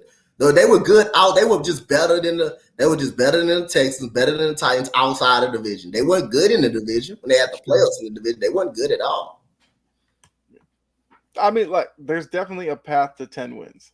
You know, Saints, you could say that's maybe up in the air. You know, the Chargers, that's going to be a tough one with the Chargers. But the Browns, you could go either way with that one. The Bengals, okay.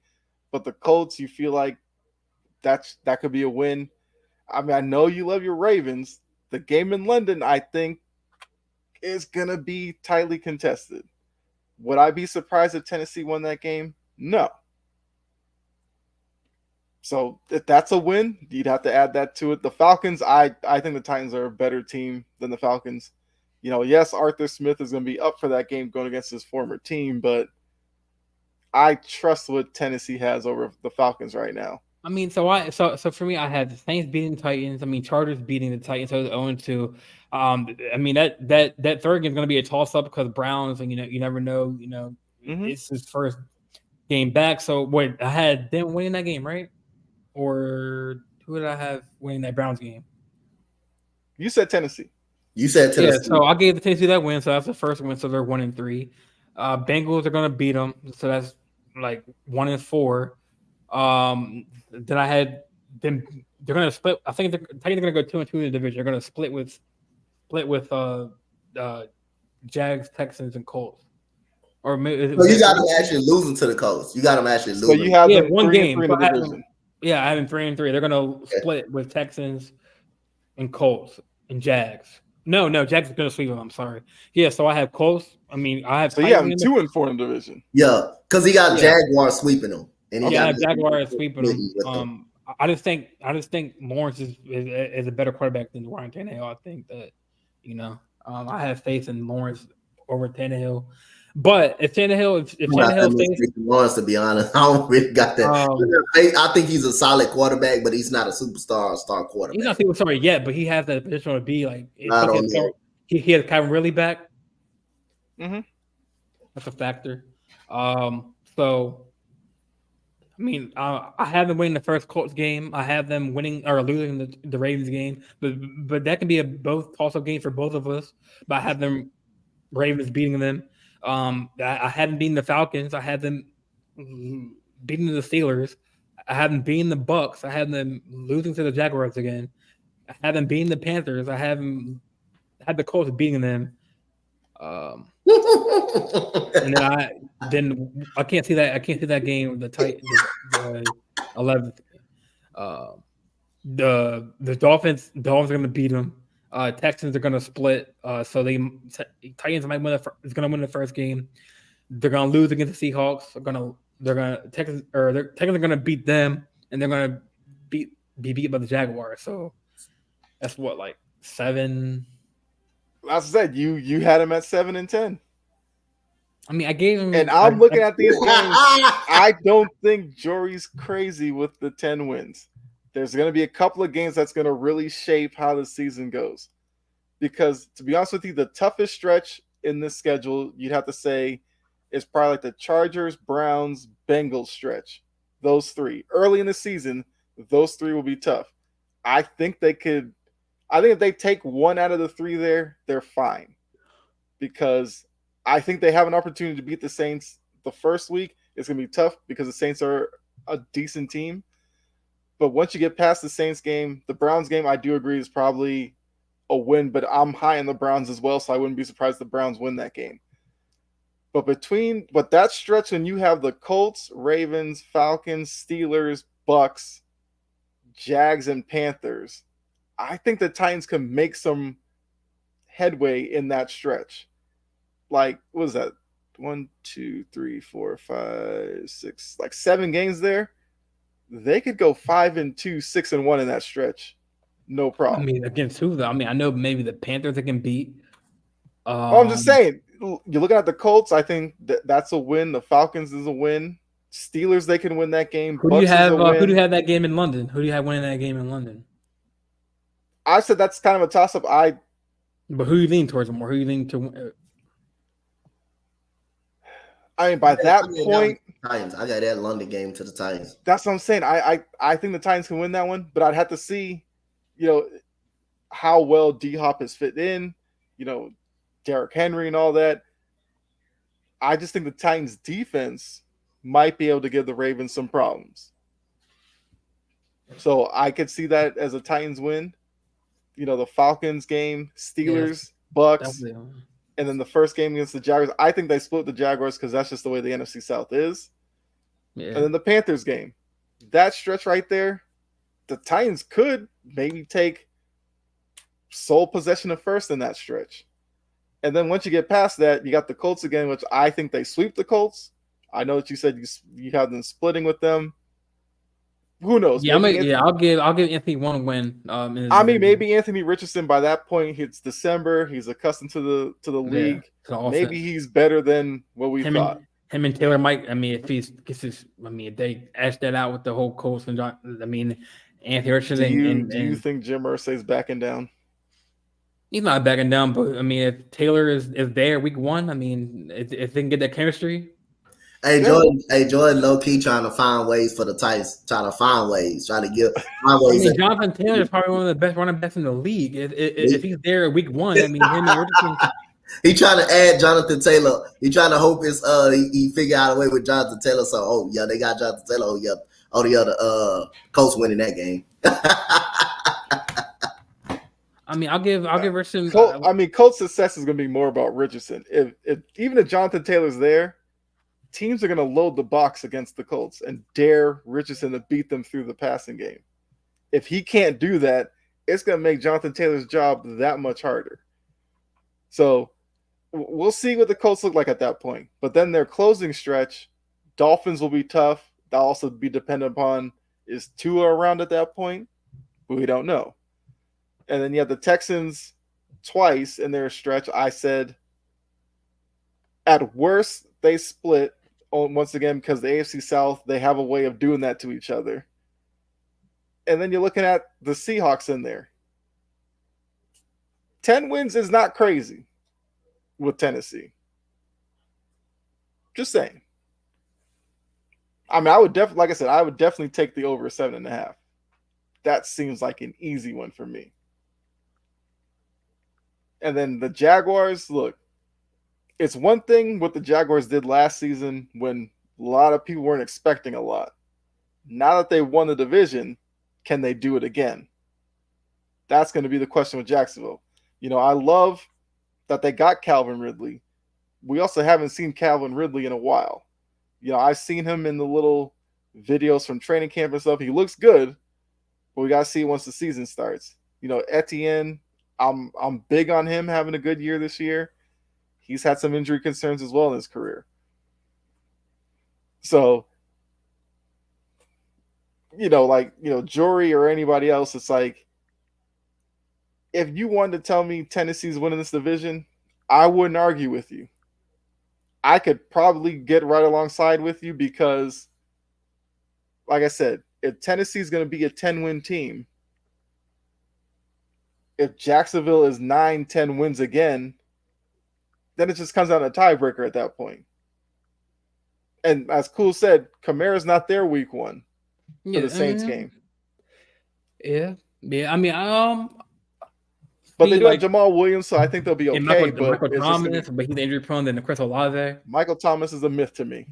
He is. Until I see that man on the field, I'm not believing it. But like Coach said, their defense is good, man. So that's true. Yes, their defense is good. I trust the Saints defense more than the Titans defense, and that's facts. No hate. But I mean, the Titans have a pretty good defense as well, man. I think the Titans have a pretty good defense. Yeah. They do, but I don't think it's like it's stacked like the Saints though. Yeah, I think the Titans. I think that's what it is. I think the Titans' defensive line is actually good. That's why I think they can get pressure at any time. So I think they more likely help out their secondary more than anything. I think the Saints' defense is all right, Jory. You're on my ass. All right.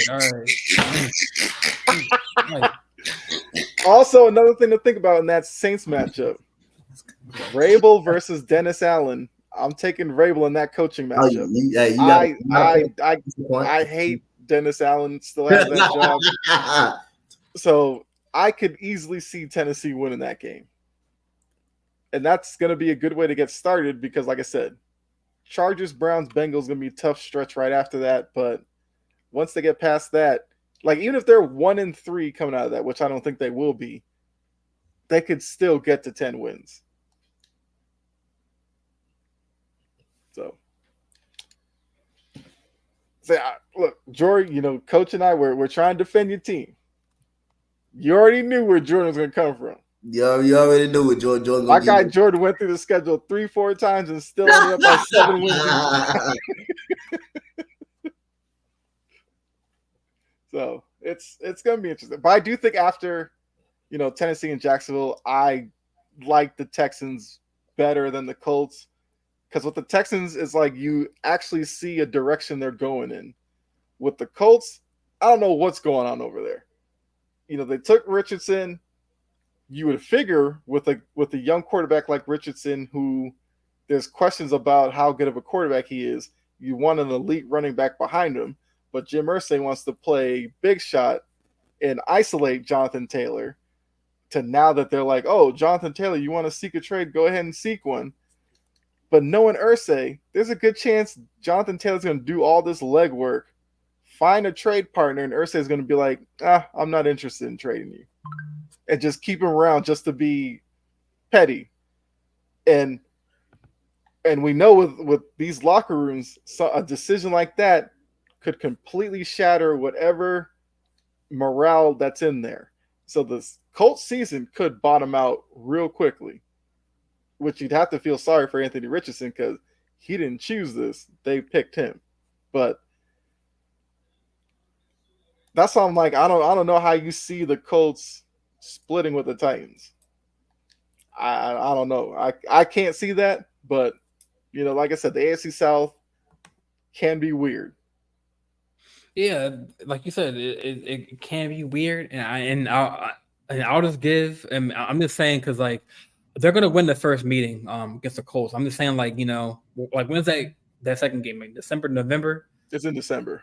If December 3rd. if Taylor is on their roster and they had that chemistry in December, then I mean they might beat they might surprise the Titans. I could also say by December, D-Hop and Derrick Henry could be a really good. I mean, but they should be. I mean, they should be established. I mean, they're veterans. They should. Right, but it's also going to take some time for. I know. I guess for the coordinator to figure out how to use both of them and have both of them be able to get their opportunities. Because you don't want to take away from Derrick Henry's running ability or his opportunities as well. I'm giving you my opinions on the schedule. I mean, you're judging me off my opinion. Just saying, you went through the schedule like 3 times and ended up on 7 wins each time. You even changed some of the games that they win and lose and somehow got because you brought a point. Because I mean, I said they can win 1+ if Tannehill is the quarterback. So do you their best case scenario? I think they're 8-9. Best case scenario. Best case scenario 8-9. Worst case scenario, what my record? What 7-10. Okay. And that's I think it's. I'm not saying Tannehill is booty. I just think that it's going to be a QB carousel this season with them. I don't think so, but I feel like the only way you see we talk about Kirk Cousins not performing in primetime games. Does Tannehill playing primetime games, or does he perform in primetime games? Tannehill's won playoff games. Yeah, Kirk Cousins, unfortunately, I don't think has. He won 1 playoff game. That was the Saints. Yeah, he won 1 playoff game. Okay, yeah. He got 1 playoff win. That was against the Saints. Okay, yeah. I remember that game. So, I mean, look, it's Tannehill is an interesting quarterback because he's a guy that when he came in the league was he a wide receiver in college, but he was a wide receiver at A&M at Texas. Yeah, and he made the switch. He was one of those just athletic guys they put back there. But in terms of actually passing the ball, he's not that bad. I think with this Tennessee offense, you'll see them feature Henry, establish a play action game where he can hit D-Hop and, Westbrook and, the other wide receivers there. I think Tannehill's going to be serviceable. At Tannehill's best, he played like a top 15 quarterback. Yeah. At his best, like at his literally best. He plays like a top 15 quarterback at his best. He could be a top 15 quarterback. Yeah. And I think with this team in this division, that's good enough. Now, once you get to the playoffs and all that, yes, it's going to be tough if you go up against the Chiefs or Bengals or something like that. But then at that point, you're kind of looking at your defense to do some things. But I don't want to hear anything about. I just threw that name out there because that one popped in my head. But I think Tannehill will be fine. I mean, I do want to say, on a serious note, I do feel bad for Jory's team's tight cornerback, Caleb Farley. His dad passed away in like the house explosion. Mm-hmm. I mean, I know losing somebody is very sad. So like the way that happened, I'm sorry, man. But yeah, hopefully he does good and he performs well this season. But my condolences go out to his father. I mean, I'm pretty sure y'all known or read up the story about his dad passing in like a house fire or house explosion. So yeah, I mean that's. Hopefully he, plays better and it's motivation for him to play for his dad. I just want to say that real quick since he's on the Titans. I mean, I guess we can move. I guess we can move on to like the NFC South, right? I guess we covered really heavily the AFC South. Mm-hmm. I will also say I did see that you skipped Rod's comment from a while ago when you said the Patriots D was better than the Ravens D. I didn't see this. I saw that. I didn't see nothing.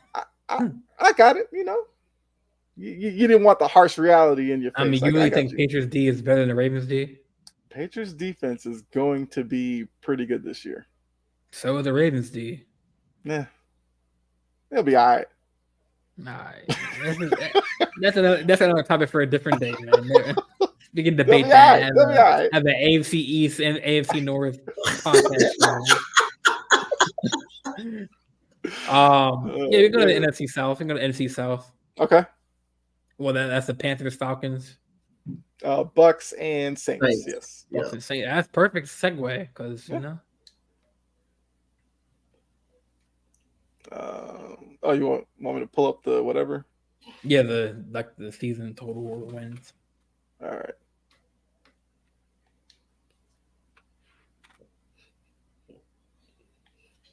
This all in all that the AFC South is. I mean, other than the I guess I would say Jaguars are kind of like there, but after that, it's kind of open.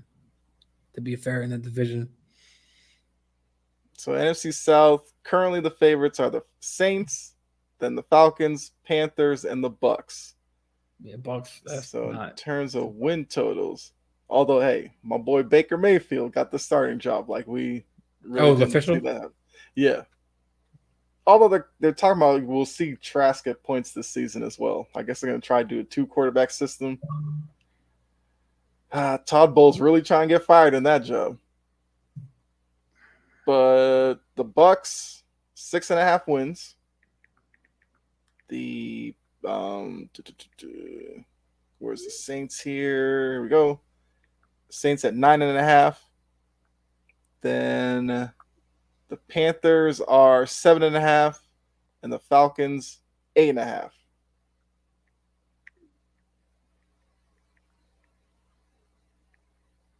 Yeah. So they kind of copied like the AFC North a little bit, where you go 9.5 with the Saints, Falcons 8.5, Panthers 7.5, and then the Bucks are 6.5. I mean, look, the division was a joke last year. You know, it was competitive. It was just competitive with a bunch of really bad teams.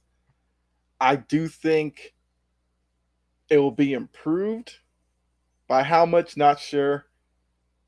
You know, I've said before, I think Carolina is a dark horse to win this division, because a lot of people are really going with the Saints because, you know, Derek Carr, you'd have to say, is the best quarterback in the division, with Chris Olave, who should have another really good season. You know, yeah, they're going to miss Kamara the first few weeks, but, you know, I think with Williams, Kendre Miller, they'll be able to navigate that. Michael Thomas, so I said, is a myth. Can he stay on the field? And if he gets on the field, like, how long is he going to be out there? How effective can he be? You know, does he get back to his slant God ways or whatever? We'll see. But, you know, Atlanta made a lot of good additions in the offseason. My biggest problem is the quarterback position. Like, they are really high on Ritter, even though I assume all they're going to have Ritter do is really hand the ball off a lot and probably quick little short passes. Maybe. I don't know. Because if you look at the weapons outside of the running backs, like Drake London had a good year last year. They have Kyle Pitts, if Pitts can ever stay healthy. They brought Jonnu Smith, who was a bust in New England, but Arthur Smith got good production out of him with Tennessee. So there's optimism there. And I think defensively they'll be better. I just can't put too much faith in Desmond Ridder right now. And then the Bucks. I'm higher on the Bucks than obviously Vegas is. I think Baker Mayfield can continue what he did with the Rams last season and have a good year. They still have Godwin. They still have Mike Evans.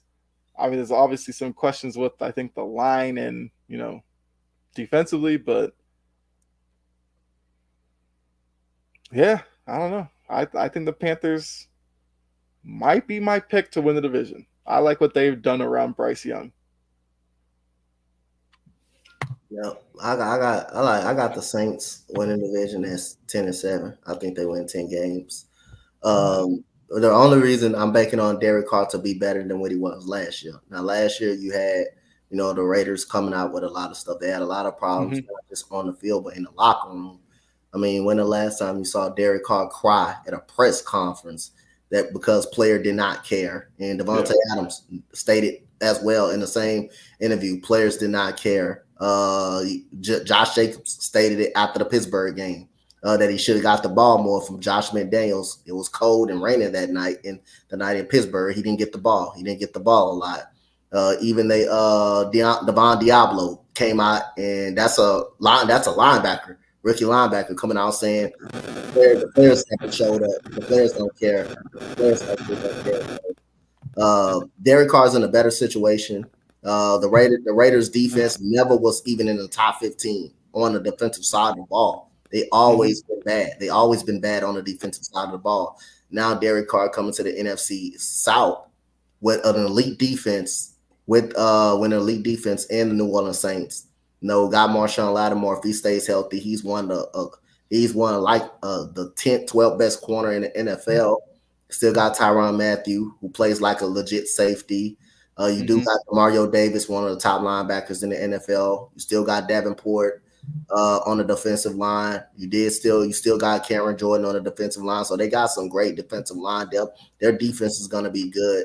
So it's all about Derek Carr for me, making that improvement, making that jump, Michael Thomas, like you said, can stay on the field. And if he can at least be 70% or 70% of himself, that's fine. That's fine. You already got Chris Olave who's breaking out.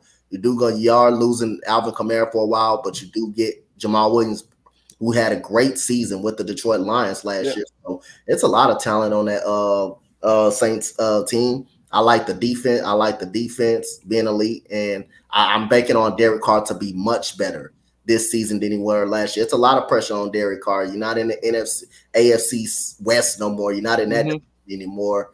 You're not playing with a top one of the worst defenses in the league anymore. You're playing with an elite defense. So gotta expect this defense, to get you a lot more opportunities at the red zone and force a lot more turnovers to put him in some situations where he can get the football in the end zone. And I got the Panthers. At 9-8. I think the Panthers are going to be really, really good this year. And I think that defense is really slept on. On. I think Sam Darnold put that defense in some situations last year that they couldn't recover from. He put them in a lot of short field situations with his stupidity and his turnover ability that he assessed with him and Baker Mayfield. So I thought that defense was put in a tough situation. J.C. Horn has a chance to be one of the top shutdown corners in the NFL. Brian Burns, it's been slept on as a defensive end. This man gets 10 sacks down there every year. That's not really noticed because you have the Bosas, you have the Khalil Max and stuff like that. That's not really noticed. But Jeremy Chin is a hell of a player as well. He's also a hell of a player on the defensive side. But what they do got on the offensive side, Jonathan Mingo, I think is going to help him out a lot. Terrence Marshall Jr. is definitely going to have a big jump. DJ Chark definitely is going to have. So only question I got for the Carolina Panthers, that offensive line got to be better. That offensive line, I seen that first team offensive line play a lot in preseason. They have not been good protecting Bryce Young. They can protect Bryce Young and keep his jersey clean. I think the Panthers going to be all right. And man, I got like I say, I got the Falcons. I got the Falcons at 10-7, at 7-10. Think the only question, like I got the same question like how the quarterback situation. They got big body wide receivers, Matt Holland, who's having a good count. Yep. You have Drake London, who's proved to be solid. You got the two-headed monster and Bijan, and Tyler Gill, who had 1,000 yards last year. The only thing I can question their defensive line. Their defensive line is also a problem. That's why they got David Onyemata to help that pass rush out. That pass rush couldn't get to the quarterback last year. That was the problem. Their secondary is nice. Their secondary is really nice. I mean, you got we're talking about AJ Terrell, who's one of the most underrated corners in the game. Jesse Bates in their secondary. Jesse Bates in that secondary. I really like that move. Yes, move, yeah. I definitely 1000% agree. So if the defensive line get to the quarterback, I think that can be a problem. But if they can't get to the quarterback, I don't care how many good DBs you got. The good quarterbacks are gonna find something open. So other than that, I got them 7-10, and I think the Bucks is gonna be better than what people expect. They still got talent. They still got talent on their team. Still got Mike Evans, who gets 1,000 yards every year since he came in the league. They got Chris Godwin, who still can be good, even though he has drop issues. They got to get their defense back together now. Their defense got to stay healthy. But I think they can shock some people in the NFC South. But I'm gonna just go with 6-11 for the Bucks. The only thing about it, I don't like the quarterback situation. I don't know how good Baker Mayfield going to be. He's got to be more consistent for them to win. But I think they can shock a lot of people. They can be competitive in the division because they got. Yeah. I mean, I think that. I mean, just like the NFC or the AFC South. I mean, like when we talk about the AFC, like the quarterback, the teams, like it's definitely more competitive than the NFC. But like with a couple of divisions in the NFC, it's kind of like wide open. I think that Atlanta is. I mean, the NFC South is wide open, other than the Saints, because they have an established quarterback in Derek Carr, a veteran quarterback. But like you said, Kyle, I mean, that division is wide open. Panthers can win that division because they're Bryce Young. They're young. They have don't they have? Didn't they sign for CJ Sauce Gardner, or did he go to the Lions? No, okay. Because you threw me off with that. Sauce Gardner is the one with the Jets. CJ. No, was CJ the one who's with the Eagles? Yeah, he's with the Lions. Oh, the Lions. Oh, yeah. Well, they did get. Don't they have Thielen, right? Yeah, tight end. So Thielen. They signed Miles Sanders. So they do have some veteran pieces that can help Bryce Young. So really, I mean, obviously. The pressure's not really on the Panthers to win that division in the first year, but they had the roster to get there to the number one division or in that division. The Saints should be number one, like the Vegas and FanDuel says. Falcons, I mean, they're probably going to have potentially the offensive rookie of the year in Bijan Robinson. They have Drake London, a big body receiver. They just signed a veteran presence of Calais Campbell. He can be a mentor in that D line room. Kind of be like that anchor that he was for the Ravens and for Jaguars back in the day. And I think that they got Cordell Patterson who can run the running back and wide receiver position.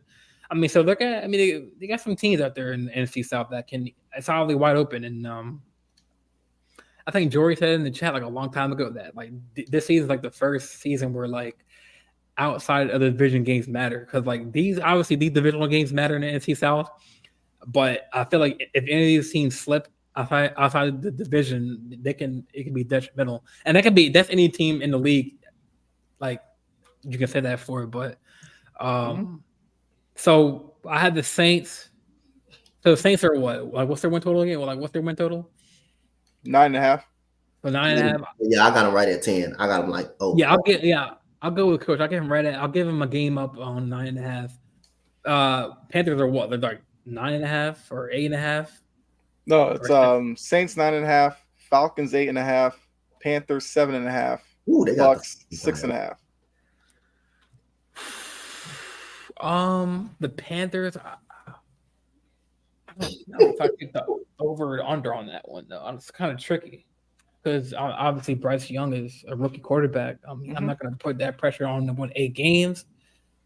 I might take the under on the 7.5, but it can definitely switch during the season, depending on how they do and how they gel together.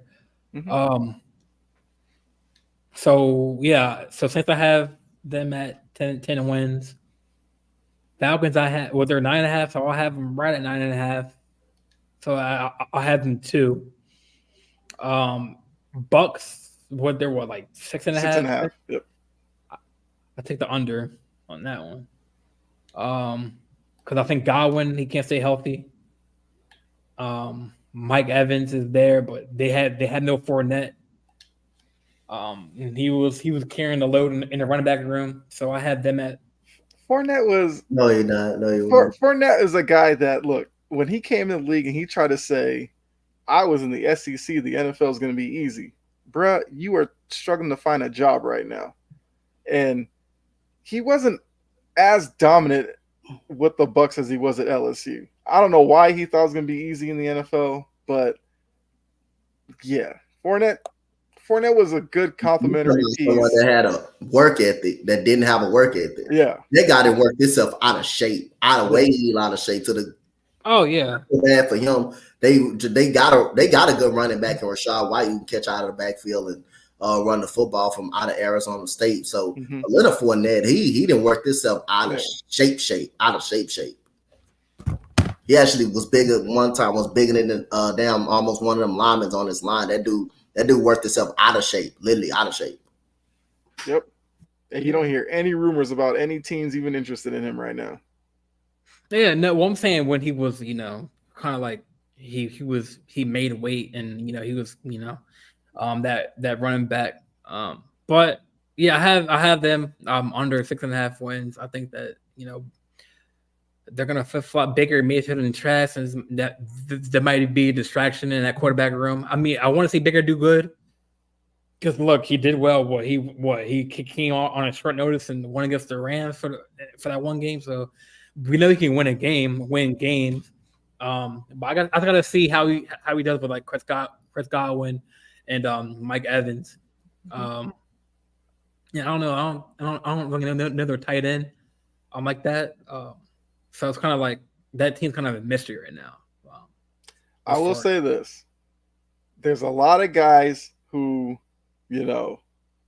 kind of need that chip on their shoulder to actually play well. Yeah. Baker Mayfield is that guy, and I think Baker Mayfield is going to outperform what a lot of people think this year. Yeah, he's not in the AFC North where, everyone's bringing them down their neck, so he's in a division where it's kind of wide open. He can have that pressure off his back. Mm-hmm. So I actually think the Bucs get over 6.5. They might get to 7. I don't think they're going to get like way over it, but I just have a feeling they'll steal some games in the division, and because I think the NFC and the AFC South play each other this year, so there's going to be a lot of interesting matchups between those two divisions. Because I would go probably Bucs over. I think Falcons under, Panthers over. I think the Saints under. If the Saints don't win the division, Dennis Allen need a pink slip. Just to let you know. And I think that needs to happen. So that's probably clouding my judgment with the Saints. But I don't know how Dennis Allen keeps that job. Yeah, like Mo said, if Dennis Allen don't win the division, he needs to get the pink slip immediately. But I mean, to be fair, to not to kind of defend Dennis Allen, but like I mean, the players have to perform too, I mean, Derek Carr. I mean, they brought Derek Carr in to help them win games. If he underperforms, it's not on Allen. It's on Derek Carr. It's on Kamara. It's on after he gets back from his suspension. I mean, it's on Michael Thomas so he can stay healthy. It's on Chris Olave to perform at that position. So it's like it's definitely true. You can say the players. I hold a player. I'm a very high caliber. Like you gotta hold the players to be accountable too. The coaches. Like I hold when I talk about someone. Don't get me started. I don't want to get started up on this goddamn guy because I'm tired of giving this guy. Tired of getting on this guy. It's kind of like a goddamn Joel Embiid. You're a top 3 player in the NBA. You gotta fucking perform like it. It ain't always the coach's fault. Now I fully agree with that. But it's the coach's job to motivate. It's the coach's job to motivate. But I guess to counteract that point, like I mean, how can you? I mean, if Michael Thomas, we haven't really seen him since his like rookie second year. I mean, to be fair, we haven't really seen him play like 2-3 full seasons. That's not on Dennis Allen. That was when he was hurt when Peyton was there as a coach. But the other issue is the league is trending towards offensive minds. Dennis Allen's a defensive minded coach. So that's why I'm like that's where him being on the hot seat is because the league just wants offensive minds. Yeah. I mean, I just think that I agree that Dennis Allen, if because Saints, they should win that division, no problem. They should be the favorite, but it's like we have to hold the players and coaches accountable. Derek Carr has to perform. They brought him in there. They signed Cam Jordan to 3-year something deal. Michael Thomas had healthy training camp and preseason. Kamara's going to be out for a couple games, for suspension. And they brought in Williams in for his replacement until then, and Olave. I'm gonna tell you, they have to perform, man. They have to perform. I'm gonna tell you why that's important as well. D'Amico Ryans. Fred Warner was drafted in the 3rd round, right? Mm-hmm. What has Fred Warner? What is Fred Warner right now today? He's one of the top linebackers in the NFL. Yes, absolutely. Ofunga, a 6th round pick, undrafted. What is he? One of the top safeties in the league. Mm-hmm. One of the top safeties in the league. So you can motivation and coaching can get it done. It can get it done. Yep. Can get it done. So that's why when a team is struggling and stuff like that, the coach is always going to get the flock. Especially he's well respected in the locker room. If you lose the locker room at any point in time, that's coaching. If your team out there making the same mistakes, penalties and stuff like that, that's coaching. That's a coaching issue. So that could come back on the head coach. So I'm just saying, if this team underperforms and you seeing the same issue that you had goddamn last year and you don't get better, that's coaching. That's coaching. That's a coaching issue. Not the player issue. It's a coaching issue. Yeah, sure. They have to get better. They have to be better than last year. So I think, coaches have to be held accountable, and I think the players have to be held accountable and play their roles and, not get hurt and stay healthy. And, Derek Carr has to perform. They brought him in for a reason. They got James. Is Wilson still there? As their backup? Say who? James Winston. James Winston. Nah, he's still out. Yeah. He's still out. He's just their backup. He just played in a preseason game against the Chargers. Imagine a veteran playing. I guess you have to get some playing time after injury, but imagine a veteran like him just. But Winston's put himself in this kind of situation. Yeah. I say it all the time. The fact that he waited 8-9 years into his career to get laser eye surgery is beyond me.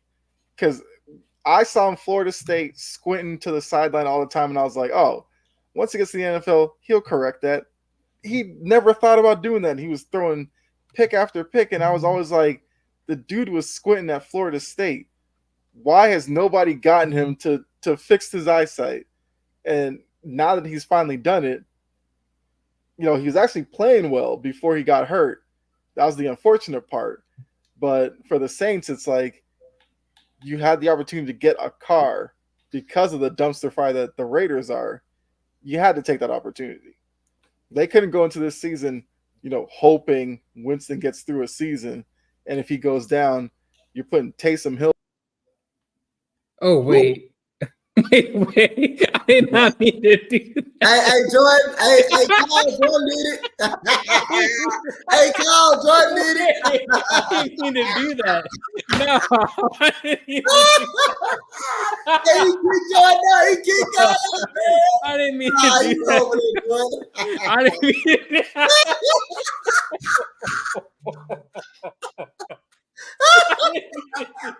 No, because he had he had his screen up. That's Kyle, right? Fuck Kyle. It's an inside joke. Me and Dylan were playing Call of Duty, and he's waiting for Kyle.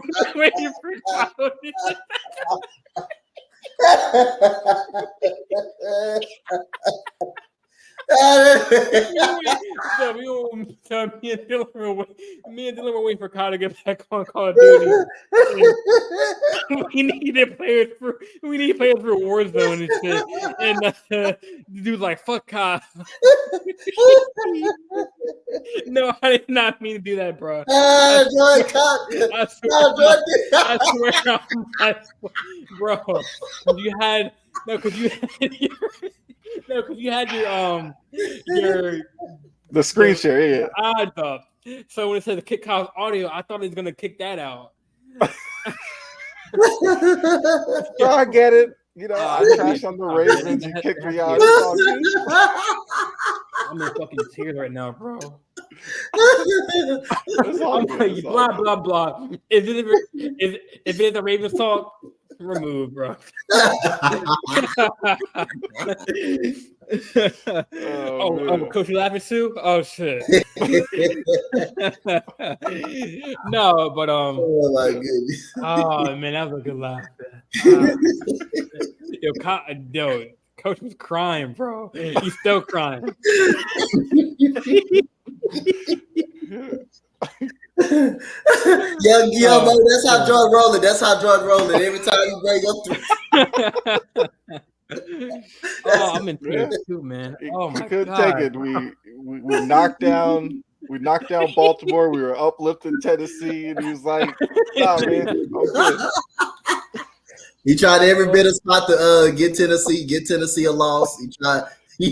Yeah, man. Look, if we weren't here, Jordan would probably go to Vegas and be like, "Man, they win in 2 games. They have a top draft pick." We're lucky he gave them 7. Be quiet, Kyle. Oh man, that's gonna be inside joke for us, man. That's just funny. No, but I didn't even mean to do that, bro. To be honest, because I meant to put good, man. It's all I good. meant to remove the screen share. screen. Yeah. Oh man, that was a good laugh. But we were gonna talk about NBA, but I mean it's 2 hours 16 minutes. But we can do the Immaculate Grizz real quick. I don't know if you had done these coaches before. Like you guessed like a player. Here, I'll show you. All right. Pull it up. Oh man, that was hilarious, man. All right, so like I think each day they change it up, down right? A little bit because that ad's blocking the third team. I can just take it off. I can just take that off. Oh man, that shit was hilarious.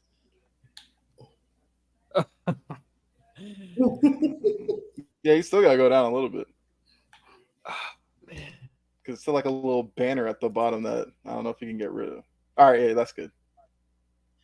All right, so I don't know if you did this, coach. Like, you can pick a player who play for both these teams, and then a player, OKC Thunder player who has 10 plus rebounds. But the point is, you want to get the lowest like possibility score, like basically a rare player who played or whatever, and then it'll add up. So I mean, hopefully Steven Adams is on this list. That's 10 plus rebounds this season. Yeah. So how the game go? How you go? So you just, I guess, a little cross section. So like the top left, you got to put a player that played for the Celtics and the Thunder, and the rarer the player is, the higher your score. Oh, Steven Adams didn't do that. Interesting. So you kind of want to get obscure players that kind of fit the criteria if you can, because if you pick like the most popular answer, then you get like a lower score for it. I mean, a higher score. You want a lower score. I want to say. Less, so we got to make it wise now. I thought that was all right. So, I mean, look, Celtics, Thunder. You could go with. Hold on. Actually, well, Celtics, Jazz. You have Gordon Hayward, but that's gonna be like a really obvious one. I'm trying to think if there's a different answer for that one. Celtics, Warriors. I think I got one for the Utah Jazz. Okay. Try Jeremy Evans. For Utah 10 plus rebounds? Utah. Try Jeremy. It's got to be a rap player, or it's got to. I mean, it can be any player really, but it has to be. Well, so you're saying Evans for Utah and 10 plus rebounds, or Utah and Portland? I'm gonna go Jeremy Evans, 10 plus rebound. Okay. It's just a rap player, so I just decided to put him out there. No, he didn't do it. Okay. I mean, Jazz 10 plus rebounds. You're looking at, obviously Karl would be the obvious choice, but You'd have Rudy Gobert. You'd have Derek Favors. Okay.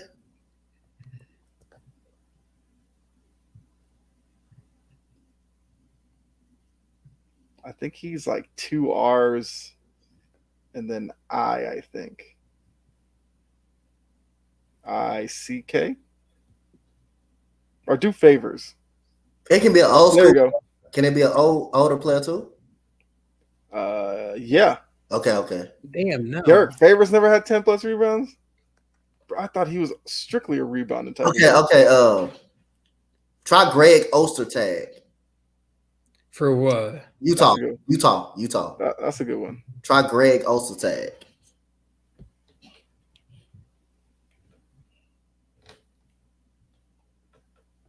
Bro, Utah is wild with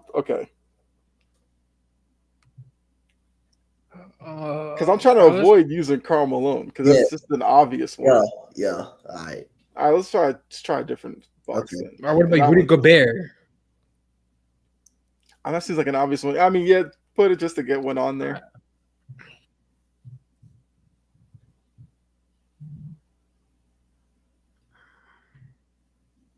Okay. Damn, he even didn't work. No, he worked. No, he worked. Yeah, he worked. All right, that's a bit. Come on, Kyle. Celtics Thunder, man. So what we going about, Kyle? Points on Celtics Thunder. Answer quickly. You're going to get kicked off the show again. I'm trying to think. Because Celtics Jazz is the first one popping out because that's Gordon Hayward. But I'm trying to think, did somebody else do that? I thought Golden State to Boston. Golden State to Boston. Yeah, that's a good one too. That's a good one. Okay, wait. Celtics Thunder. Mike Muscala did that. Celtics Thunder. Okay. Yeah.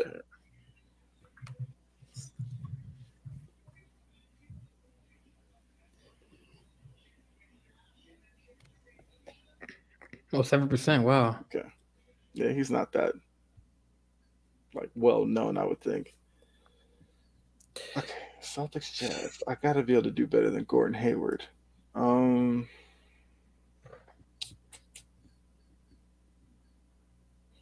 Jazz.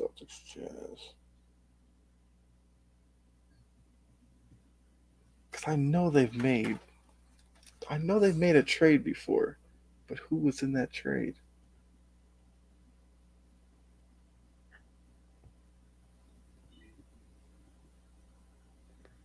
Malcolm, he never played for the Jazz, right? Who? Malcolm Brogdon before he went to the Celtics. Nah, he never. Mm-hmm. So Mo put Jeff Green. Did Jeff Green play in Utah? Yeah, Jeff Green did. I think he did. Okay, then yeah, put Jeff Green. Let's see. I think he did play in Utah. Okay. Wow. I mean, any chance to put Jeff Green, I'm down for that. That's my guy. Utah, Portland, are you Oklahoma City Thunder? See, okay, C in Portland.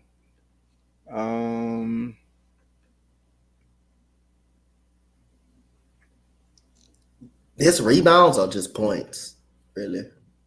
That was just 10 plus rebounds. 10 plus rebounds. Okay, got you. So these are just the stats, and these are just the players that play for both teams. Okay, 10 plus rebounds. All right. And that's I could say Looney for the Warriors. Per game in a season. Did Looney end the year with 10 plus rebounds a game? Don't know. I don't know if he plays enough to average 10 plus rebounds. How about Andres Biergens? How about that dude? For who? That's a good one. The Warriors. Andres 10 plus rebounds. Yeah. Yeah. Spencer? No, not Spencer. It's Biergens. BIE. Well, I think. Well, what's his first name? I think you have to put an S on the end of Andre. No, that's not it. Well, just do Biedron's his last name. He has to be the only player with that last name. I-E. Right here. No, wait. How do you spell that dude's name? Hold on. Andres Biedrins. That sounds like it. Is that it? Yeah. It just looked weird. Yeah. That long ass neck, man. Got him. Or goose neck. Oh, Jory was right. She Olynyk did do the Olynyk, yeah, Celtics in that's a good Utah. one. Yeah, that was a good one, Jory. I only got one guess left, so let's. I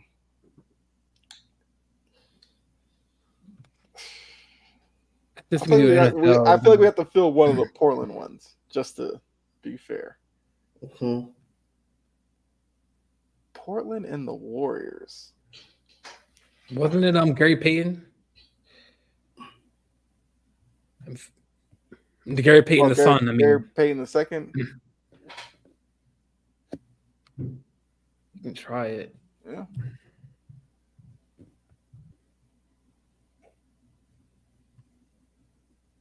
Yeah, that works. So I'm curious to see. So they have Kendrick Perkins. Damn. Yeah. Carmelo, Russell for 10 plus rebounds. Yeah. The triple double those years. Will Chamberlain. Yeah. Gary Payton, David Lee. I forgot David Lee did do a Celtics stint. That's a good one. All right. So we will. I have another website. We can do NFL. Okay. Quickly. Pull that up. Yeah, I like these immaculate grids, man. I like these. Mm-hmm. I got the other website. Okay. Oh, this is only NBA crossover. Do they have NFL? Yeah, some of them, if you look at the top, they have the tabs for different sports. I think NBA crossover has NFL.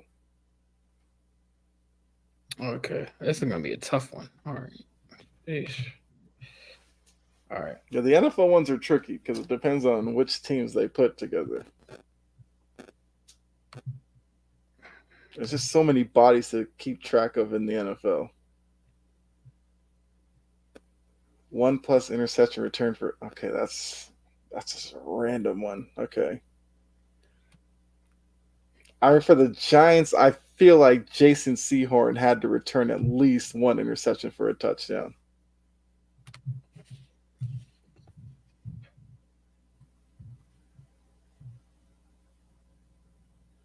Yeah. Okay. A Chargers player, one interception returned. I got a Falcons one. Falcons Giants one or just I got a Falcons one. Okay. Yeah, it's for what, round 4 or 5 for the Falcons? Yeah, this is only the Falcons one. Okay.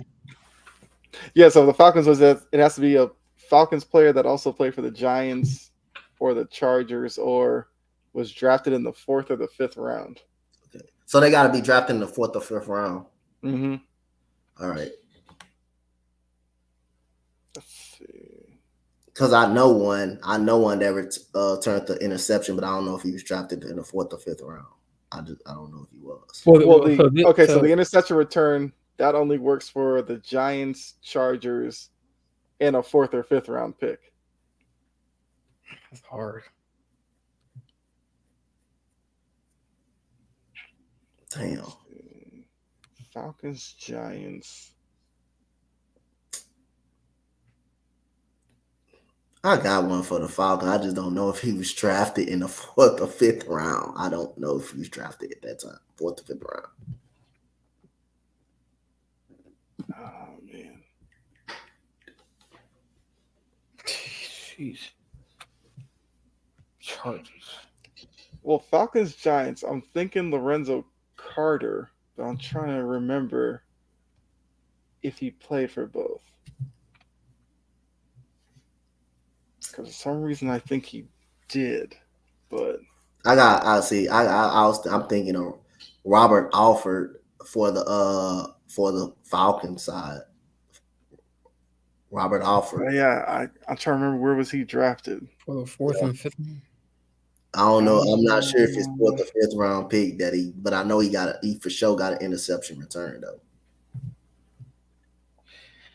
Yeah, like this. It's only so rarely is this square is only for the Chargers, and then this is for like a fourth or fifth round.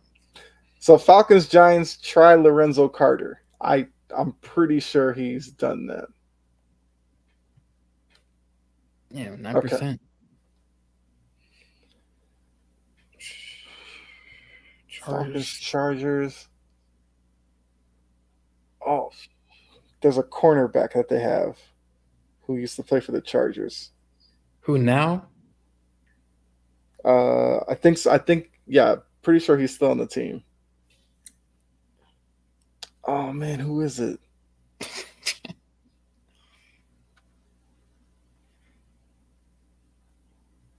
Because I remember him on the Falcons last year, and I'm pretty sure he's still on the team.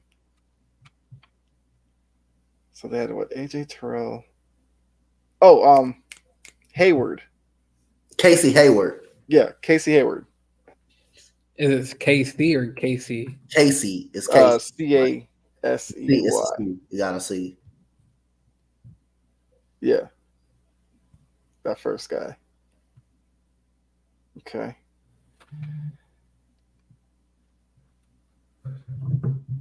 That fourth or fifth round is just so. That's what I'm saying. So random. Oh.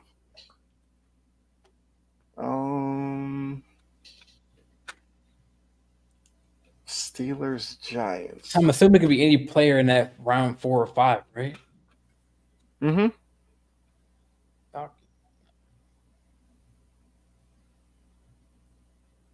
Steelers Giants. Let's think.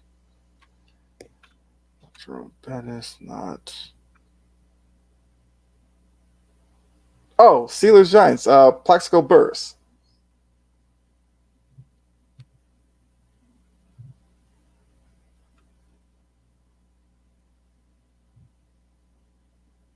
How do you spell that? Oh, Yeah. there.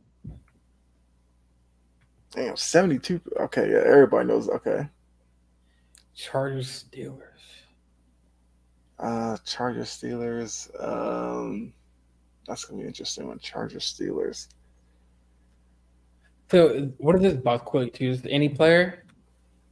So that corner box has to be somebody from the fourth or fifth round that also returned an interception for a touchdown. No wonder why Rod had a short 10 span for this shit. I mean, it's like a good way to test your knowledge, but some of these get way out into the weeds that you just deep into the recess of your mind. Well, let's see. Chargers interception return.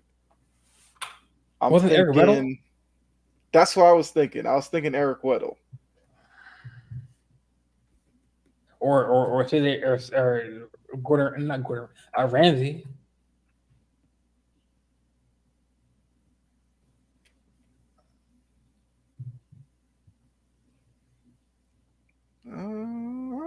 Yeah, try Weddle.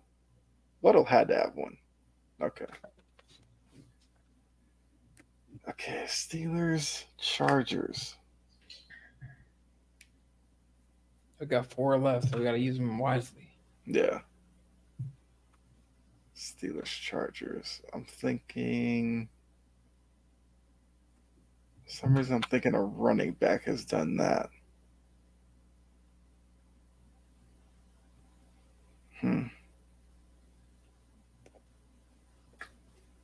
Oh, this is gonna be a good one. Good one.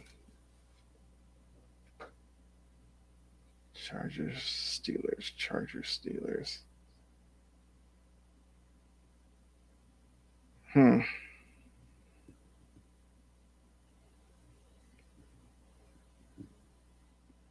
think they had a quarterback who did that. He's got Big Ben, Charlie Batch.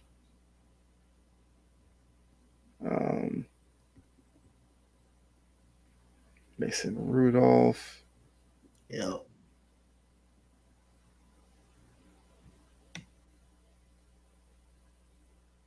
Chargers, Steelers.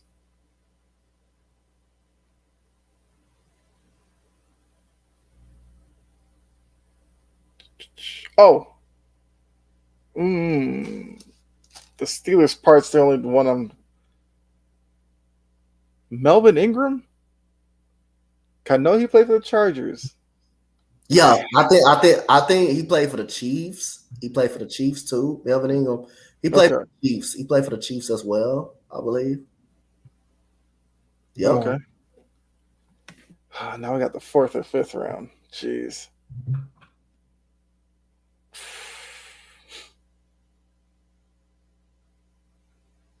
Steelers 4th or 5th round.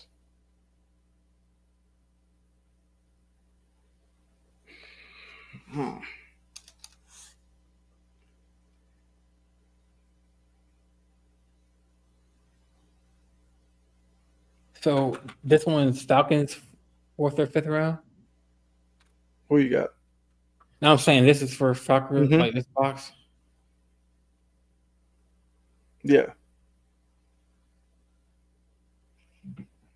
Who was the Steelers' 4th round pick or 5th round?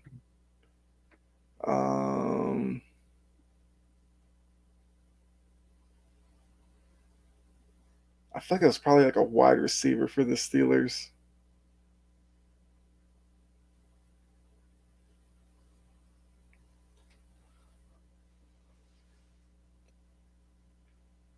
Because I actually thought about Mason Rudolph, but I think he was the 3rd round. I think.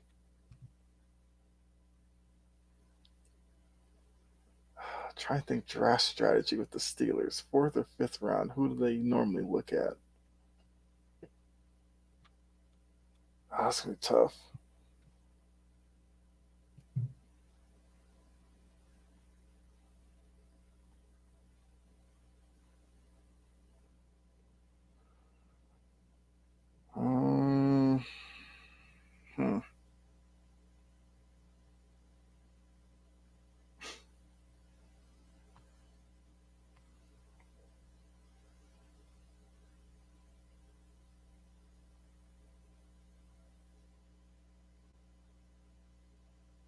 Oh, man. Cause I'm thinking of guys with the Steelers who are like fringe in that area, but I'm not confident in either one. Because like I said, Rudolph was, I think, 3rd round. He could have been 4th round. I think Hines Ward was like 3rd or 4th round, but I'm not confident in that one either.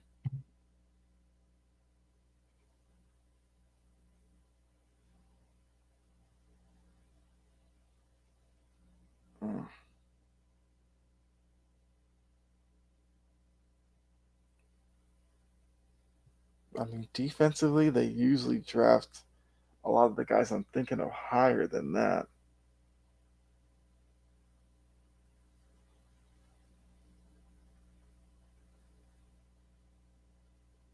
I mean, they're not a team that would take a kicker in that area.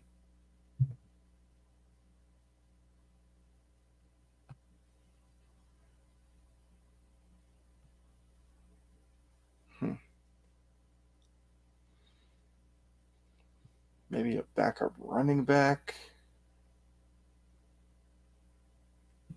What round you think Willie Parker got drafted in? That's a good name. Willie Parker. I could see him as maybe like a 3rd rounder. Okay. Willie Parker or Pot? How do you spell his name? Parker. Willie Parker. Mm-hmm.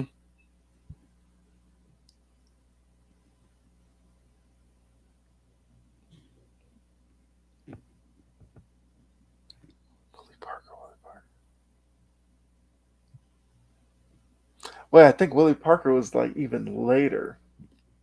Willie Parker might have been like a 7th rounder. I think that was like a part of his whole story. Actually, he went undrafted. Actually. Damn. Oh wow. Okay. Yeah, I'd look that up. That's the tough part with the Steelers. Like, they're just so good at drafting that it's hard to think of a fourth or a fifth rounder. What about like, who's the cornerback that's on the Ravens? Like Mollet. Try Connor Hayward.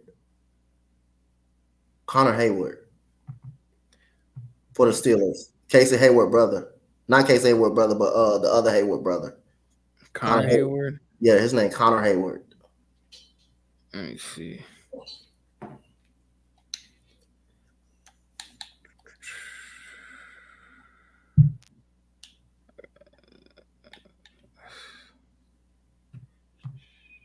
One second.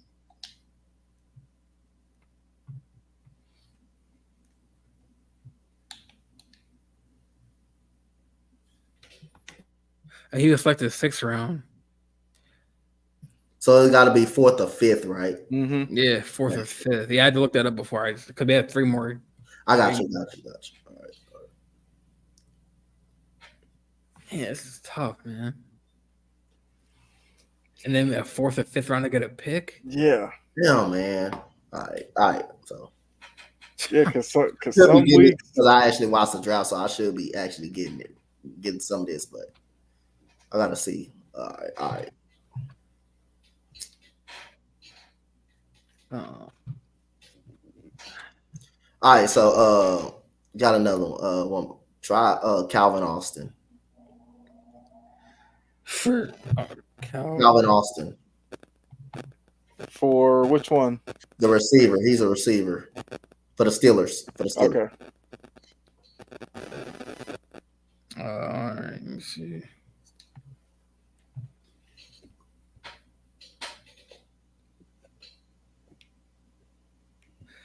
Austin was drafted by the Pittsburgh Steelers in the 4th round. 138th pick overall of the 2022 draft. So that works.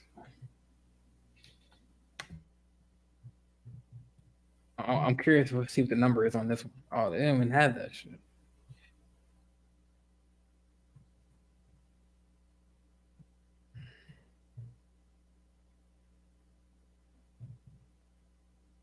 Oh, I think I have a Falcons one. I think I have one.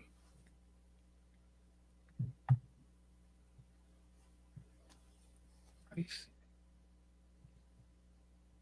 I won't let me pick Austin.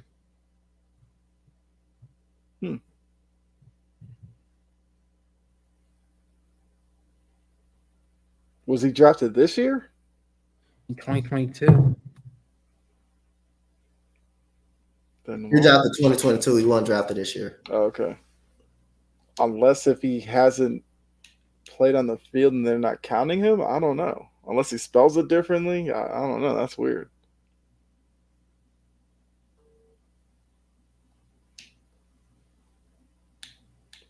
For the Falcons, though, I think Tyler Algier was 4th or 5th round. Because I think they said he sustained a Lisfranc injury in his left foot in the season before it really began. So. Oh, because I guess technically he hasn't played in a regular season game. They're not counting him. Okay, so they don't count him. Well, right. Falcons, I think Tyler Algier was 4th or 5th round.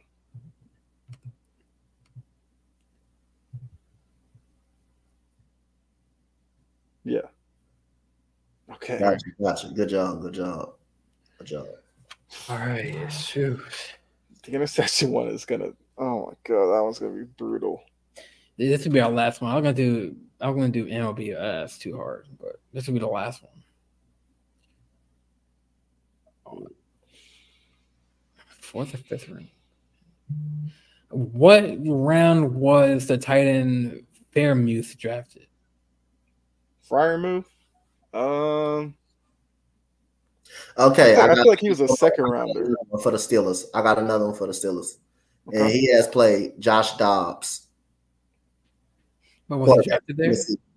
He was drafted with the Steelers. He was drafted with the Steelers. Yeah, he was for the Steelers. Joshua Dobbs. Nice. Okay. Now the interception return from a 4th rounder. Oh, that's interesting.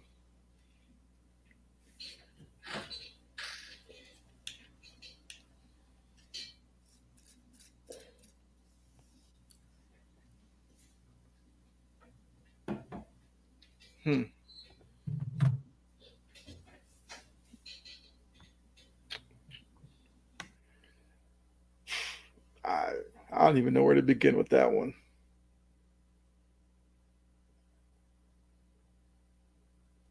I was hoping maybe there's gonna be like some obvious Patriots player I could think of, but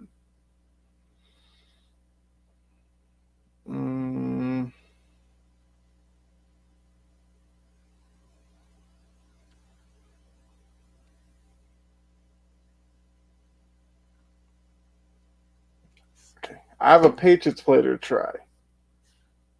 I'm trying to think what round he was in. Because I'm pretty sure Asante Samuel was a middle round pick. Once again, I don't know if he was the third or fourth round.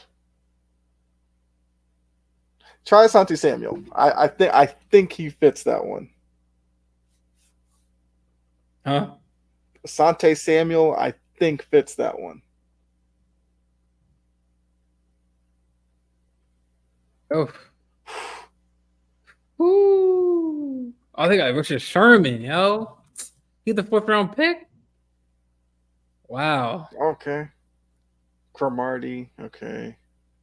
Devontae Freeman. Oh, that's a good one. I don't even know he played for the Giants. Yeah, that was like his final year. He went there. And Derek Watt. Oh, Michael Burner Turner, of course. Yeah. Michael Burner Turner. Yeah, Martavius Bryant. Look, I knew there had to be some wide receiver at some point. They took in the 4th or 5th round. I wouldn't have thought about Martavius Bryant. All right, well, with that being said, this finally concludes this episode. Some funny moments. I'm at the clip for some TikTok, some TikTok clips. But yeah, it was a good episode, man. Got my co-host Kyle Edwards. I got the guest, respected guest, Coach Dante. Before we go out, man, it's like where can people find y'all? We can go first with Coach.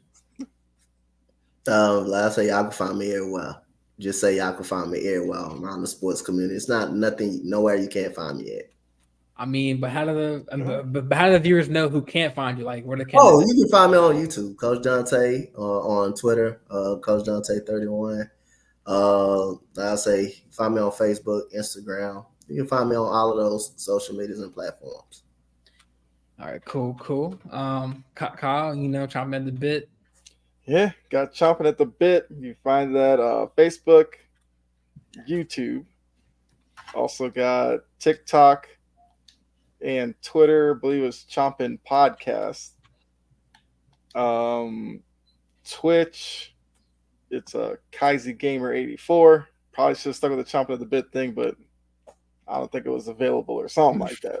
But yeah, that's where you can find me. So yeah, you can find me at the JJL Sports Talk on YouTube, Facebook, Twitch. I didn't stream today to Twitch, but you can find me there at JJL The Great 23. YouTube JJL Sports Talk on YouTube, and Facebook JJL Sports Talk. I think we are out. So hey Kyle, we can't let them get up out of here without the Yankees trying to get past the Yankees. How about that sweep, baby? Yeah.